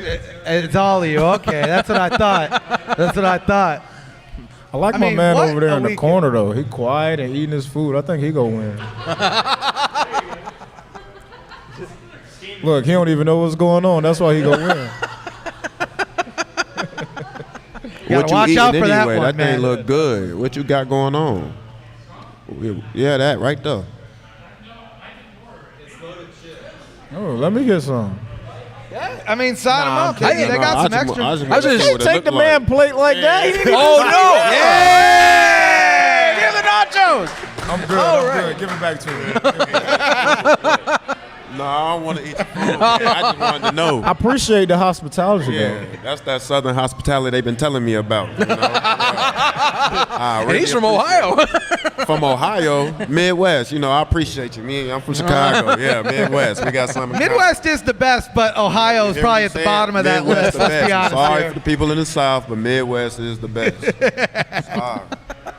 That includes Florida. Florida's the best. Huh? I don't know what you're talking about. See, now we're having too much fun. This is that last hour of the show fun here. I mean, we're having a blast. I mean, I can't wait to see you guys play. I can't believe we're at USFL Season 2. We kicked off the season here last year. We're kicking off the season here again this year, and we're ready to do summer stock this year. And I hope we see you guys at the championship. I'm not going to lie. I know these guys ain't going to be happy to hear that, but no. That's what makes it fun. Am I right? We're always in hostile territory. It don't make us no different. We'll take the hate. It's really love, though. No. Gentlemen, it has been a pleasure. Thank you very much for coming up to the stage with us. And really, wishing you guys the best. You guys are great. Love it. Vontae, thank you so much. Thanks for joining us. Thank you. Give it up for Vontae, Dixon, Gerard Fernandez, everybody. Sign them up. Have a good one, guys. Best of luck tomorrow. Thank you. So I think we have some giveaway stuff to figure out here. Yes, we do. So Zach, here's what I need you to do. I need you to talk up the crowd for a couple minutes. I got to go grab the list, put some numbers down, get a generator going. Let's see who's pulling home one of these badass shirts here, right? Yeah, I was gonna say, you know what? I'll lead things off. Let's get the crowd a little rowdy. Look, I know we got a lot of Stallions fans in here. We got to lead things off. Can I get a giddy up?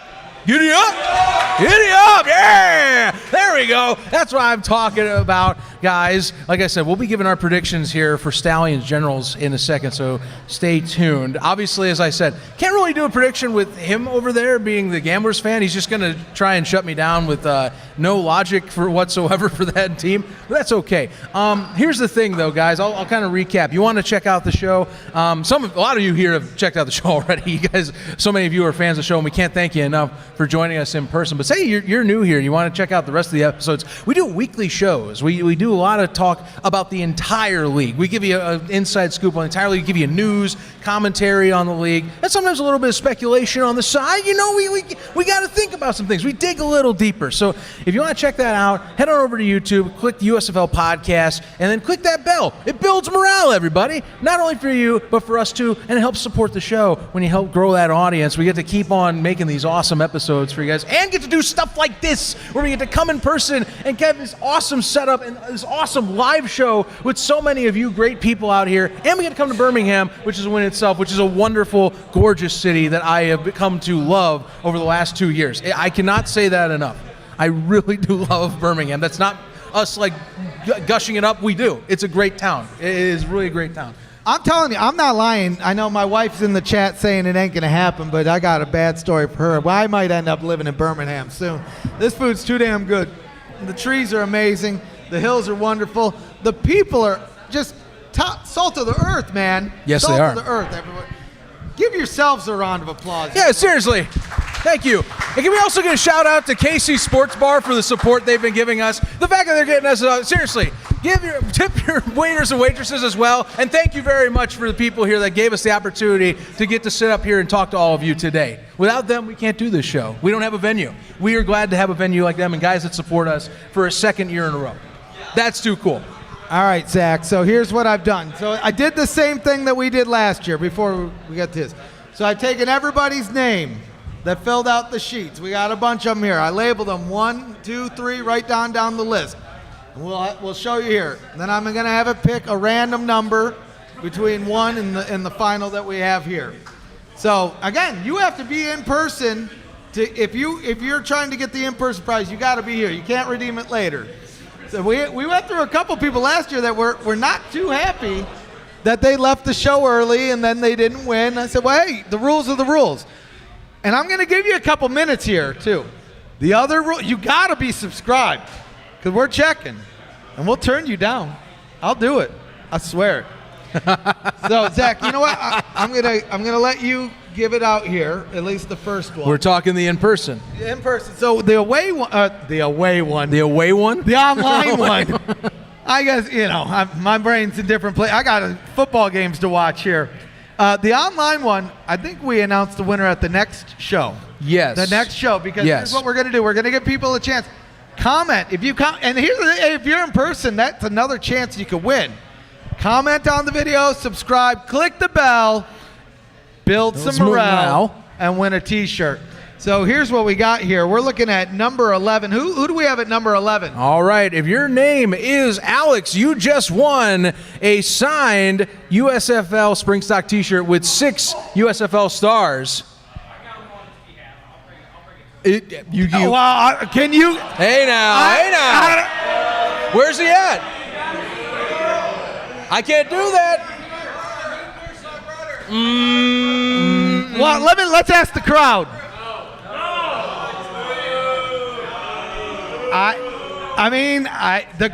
The crowd has spoken. I'm gonna feel like the Debbie Downer, but the rules are the rules. Sadly, I'm sorry. Plus, we can't verify that he subscribed. The bell has been rung, moraled, whatever. I don't even know anymore. Here, I'm gonna let you do the.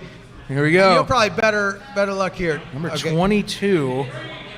Number 22, we got Scott Williams. Are you in the building, Scott? Scott Williams. Scott, you just won a signed T-shirt, my friend. Sign him up. If you're subscribed, come on down. If you're subscribed, Scott. Now we need. Well, hold on. It ain't a done deal just yet. Oh, wait. Are you subscribed to? Are you subscribed? Subscribe to the channel. I think he is. All right. He'll get the shirt. We're going to give you a shirt. No, let's see what we got here. Because we have a medium. No, we have a large. It's a large and an extra large. I look like extra large. Yeah, I was going to say. Good, sir. No offense, I'm an Enjoy extra that large shirt. too. Show it to the camera, Thanks everybody. for the support. Hey, now here's the deal, guys. Tell Alex we're sorry, but he has a second chance. The rules are the rules. The rules are the rules. Rules are the rules. We would have got beaten up by everybody in here if we gave after that whole spiel I just gave. But there is a second chance. All you need to do, you have until next Thursday, really. The show's on Friday. We're going to announce the next winner. Comment on the video, subscribe, click the bell. It builds morale. Get signed up. So we talked about the early game. I think it's time to talk about the late game. We got this little team called the Birmingham Stallions coming back to take on another team, the New Jersey Generals, which they actually played twice last year. Only once. Opening week. I apologize. Opening only week. Once. Yeah, I apologies here.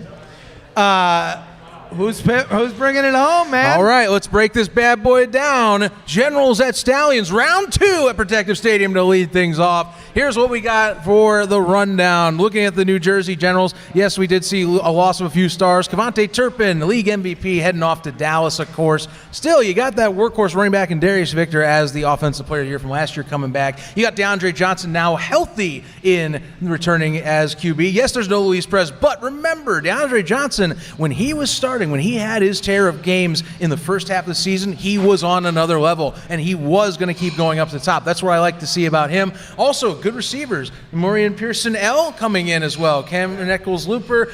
Randy Satterfield, I think, takes a jump this year after having a pretty solid opening week last year. It just didn't get caught on. I like what I've been seeing out of him from training camp. And meanwhile, on that defensive side of the ball, still many of good talent for the Generals. You know, they're another team. I think that's why they are on the top of the Fox Bet odds to win the championship, like the Stallions. They're both at plus 300 because the Generals, much like the Stallions, veteran talent. You got to weigh the veteran talent as an asset when you are determining who teams are, at least for bettors in the future. And I think that applies even for this case. But it's funny, we get the two top favorites to start the season. Oh, yeah. And we've said, how much can we say about the Stallions that we have not said enough already in this show? Again, I think you can argue that they have more veteran pieces that came back than the Generals, and that core roster is there, and it's maybe gotten even better than last year. I dare say it's gotten better than last year. Yeah, I mean, it is going to be one hell of a game. I mean, let's all even rewind to last year, the opening game, because it's hard to forget sometimes, but hard to remember, rather. This was the opening game last year. And, I mean, there was a quick second. It looked like we were going to get overtime in the first game. It was slim margin to pull it out. Stallions ended up doing it. I think we're going to see another competitive game. I think so. We talked about the players, but let's look at the coaching angle here. I mean, when you look at Skip Holtz, like we can't talk, I don't know what we could say to really do it justice, but he's salt of the earth, such a hell of a nice guy every time we see him. But Riley up north, also one of these guys that, I mean, he seems to know spring ball, and I mean, what he was able to put together last year was one of the teams that rivaled the Stallions. I mean, it could have gone either way in that opening game. I think we're going to get another close one. I will say, if I'm going to have to pick a winner, like pick one to pull it out, and I swear I'm not saying this because I'm in Birmingham, I think the Stallions edge it out. I mean, the hometown team. Well, this is the reason right here. It's y'all that are going to put them over the edge, man. The fact that we've been to two Stallions engagement events this week. We have. Technically 3 if you count the one they did across the street at Protective. 3. I'm going with 3. Right? I'm going with 3. Every one of them, there was a good showing. Better and better and better every day. Now, here's the thing. We're at SpringStock. This isn't even organized by the league. This is fan-built from the ground up. Now, sure, it's awesome. The league hooked us up. They brought us some helmets. They brought us some banners. But we're doing the fair share of the load here. And even people are showing up. That's how crazy awesome the Stallions fans are. I mean, when we debated where are we going to do thank you. Sign them up. Thank you so much. For you. Now, when we debated where are we going to do SpringStock again, I mean, everything was on the table. Memphis sucks. Oh, well, no. I mean, man. Zach's going to feel that way tomorrow when his Panthers lose there for sure. But we put a lot of debate. I mean, right away, when we saw that there's 2 hubs 3.5 hours away, I said, Zach, it feels like that's what we got to do. We got to go back to Beham, and then we got to go check out Memphis. And here we are, 2nd year in a row. And I don't know, man, it's going to be hard. It's going to be hard not to be here for a 3rd year in a row next year. We'll have to see how things pan out. Very hard. But I don't see a situation where we have the turnout that we have, where we have the support that we have. And, I mean, the damn food is flipping good, man. It's hard to beat. It's hard to beat. It's hard to beat, just like how hard it is to beat the Stallions or really the Panthers, in my opinion. Seriously, I cannot appreciate doing this enough. I love being here. I love doing these events. It's surreal still a little bit, getting to talk to folks like you, to talk to fans like you, and friends like you as well. A lot of friends in the crowd that we have known from over the recent years as well. In this game in particular, I will say one thing. Last year, I picked the Generals. I kept that tab. I picked them for that game, and things were trending that way until the very end. Jamar said otherwise, and I went, you know what? Touche, great game. This year, I'm not making the same mistake. I'm going and saying, giddy up, because we're taking the Stallions this year. They're going to down the Generals in another classic, but I'm definitively taking the Stallions at their home field this time. Oh, yeah. Well, so I put up a little poll over on social media as well. So just to go over the first game before we get to the Stallions one here. So the first game, the fans online, they're choosing the Showboats 55-45. Oh. I think you guys had a differing opinion on that one. Am I right? Who do we have in the Showboat Stars? Stars, right? Is that what you guys? Stars. All right.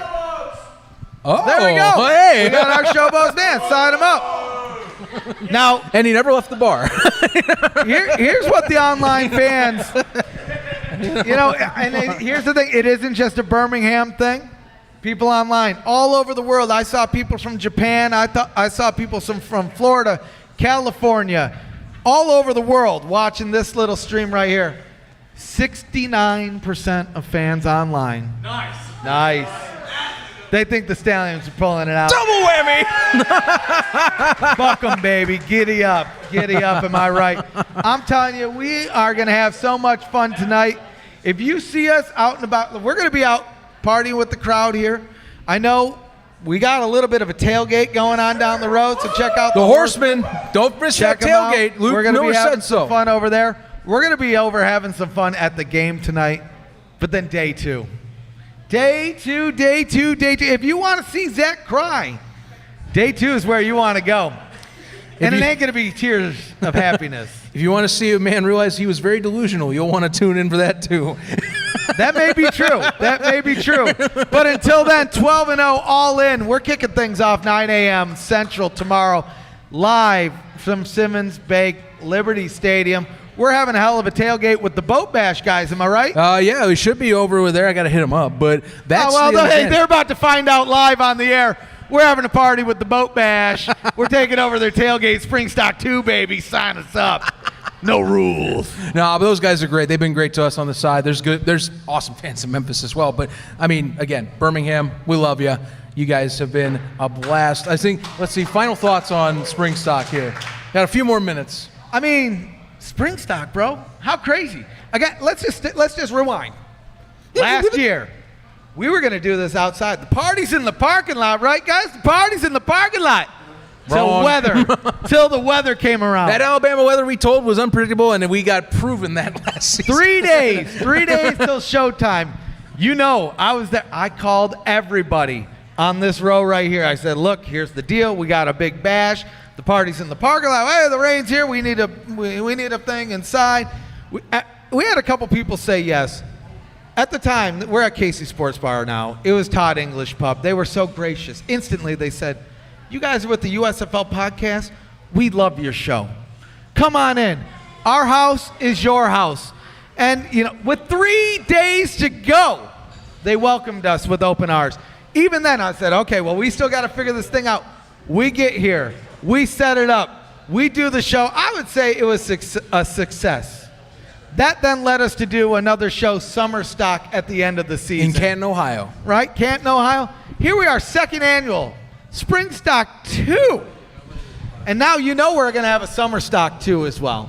Canton, Ohio. I hope you guys come out there. I know we're all friends. We're all family here. The Stallions are going to make it to the championship. But if they don't, you guys should come out anyway. We're going to have such a hell of a party. Ducky's going to be there again, so, you know, it is what it is. But but no, I'm kidding. Here's the thing. You do need to buy some Ducky merch. It's going to help Feeding America, the charity, and the people. Zach, what are your thoughts on SpringStock? I feel like we're building a thing here. I mean, clearly if we did a SpringStock 2, we're doing a SpringStock 3. At the moment, I'd say Birmingham is leading the pack on places that we're going, unless Houston gets a spot because, I mean, shit. Oh, sorry. Oh. It had to happen, guys. It could have been worse.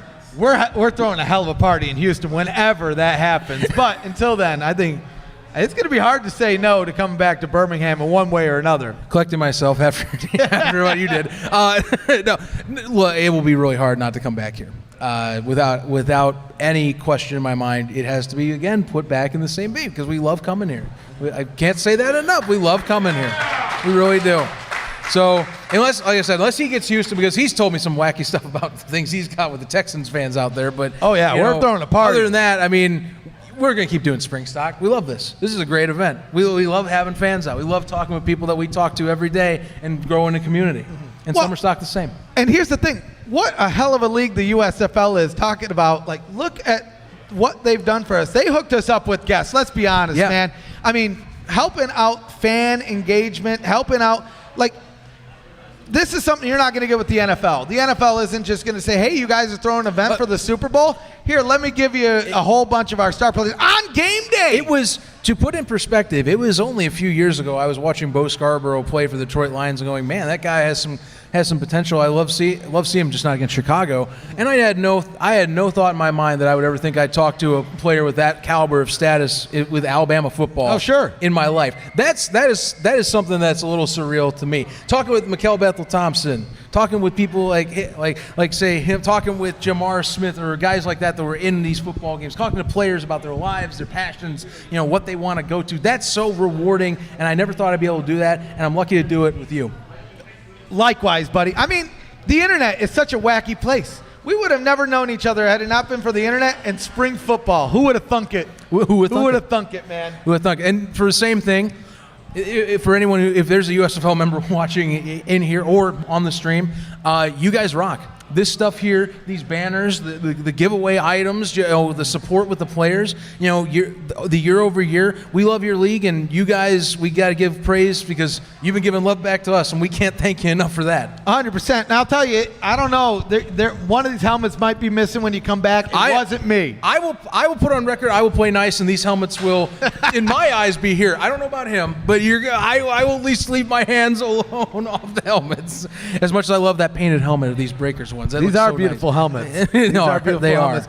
I will say this, though. You could, throw the ref shirt on the USFL shop. I'm not letting it go. No, we need to get a movement with that. There better be a USFL ref shirt on the shop within the end of the year. You guys can help us with that, and they'll go, you know what, screw it. Throw it on there. Merch is merch. Sign them up, I don't care if it's a Halloween costume. Throw the damn thing on there. My life is a Halloween costume. You know what I mean? So sign me up. That's a new phrase. Yeah. I used to say my life is not a gimmick, but it is. It is a gimmick. Sign me up. So, okay. So what do you, I guess we'll talk this, because again, for those that are here and those that maybe watch the stream and are curious what's going on after the fact, the Horsemen throwing a tailgate. My guys, the Thoroughbreds, they're going to be up on the north end zone. I'll get to visit them. Although I recommend you go to the Horsemen as well, too. But they're great. I love the fans and those people for growing those bases. What do you want us to do? What are you wanting for tailgate once you're done here? Well, I know this isn't the Horsemen. Maybe Foodman-wise. But the Thoroughbreds. Can I just talk about that amazing steak that Ray made me last year our buddy at SummerStock? I mean, I want one of those again. I ain't gonna lie, dude. Whoever's making that ribeye, sign me up, man. It was fantastic. It's simply I don't some even of the eat best steak, stuff. and I was like, I can't tell this guy no. You can't tell a Southerner no to a steak. I took a bite of that. I said, whoa. I don't know what is in this. It is amazing, and I've been dreaming about it ever since. Yeah, I need some good cooking. I actually when fun little a note here while we were getting MBT, I didn't get any water. But hey, when MBT's here, you gotta talk to him. Say, forget the water. I'm gonna get him on here. I'm gonna talk to this guy. Well, I'll say this. I feel like we're actually getting things under control. The last 2 years we did this, we were like way overtime. Oh, yes. Every segment. This time, we actually did it like we did it right, man. We're tight. It was all thanks to this piece of paper right here, I think. Notes, man. Who would have thought? Technology. Oh, yeah. I mean, a simple technology. I'm looking forward to just the whole season. Season 2. I can't believe we're here. I can't believe y'all are here. Thank you guys for joining. I will. One more thing. If you are going out to Memphis, for those on the stream, this is more of a stream message. Hey, if you want to follow us up from Birmingham, feel free. Only 3 hours. We'll do that too. Hours. But if you're on the stream and you're in Memphis and you're wondering where we'll be at, like I said, we'll be out and about. There should be a boat bash, or at least a boat bash with Memphis fans that are going out for that hub game with us between the Panthers beating down the Gamblers. So just be sure to come and find us. We'll kind of advertise where we're going to be at. Like I said, gotta double check, get a few details. It's just how these things are. But we will be all over the place in Memphis. Oh, we'll be there tomorrow morning. I mean, it's an early game. Oh, it's 11 o'clock Central. Yep. Kickoff. So we'll be there at like 9 in the morning, getting rowdy after driving 3.5 hours tonight. After getting up at 6 in the morning to go on the news. Gallop down the trusty trail. But it's so worth it, man. It's so worth it. All right. I'll tell you this. I think I'm ready for a beer. And I think that's going to about do it. Let's wrap it up one more time with a good old giddy up, everybody. Giddy up, guys. Giddy up. Thanks for joining us. Again, hey, a couple things. We'll just round it out with this.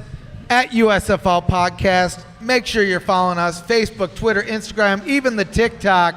We're all over this, especially for tomorrow, because somebody is going to be buying somebody barbecue. I won't even sneak in the jab there. We'll play nice here. I will not say anything either. But anyway, check out the social media tomorrow. I guarantee you're not going to want to miss it because we're going to have all sorts of funny clips going.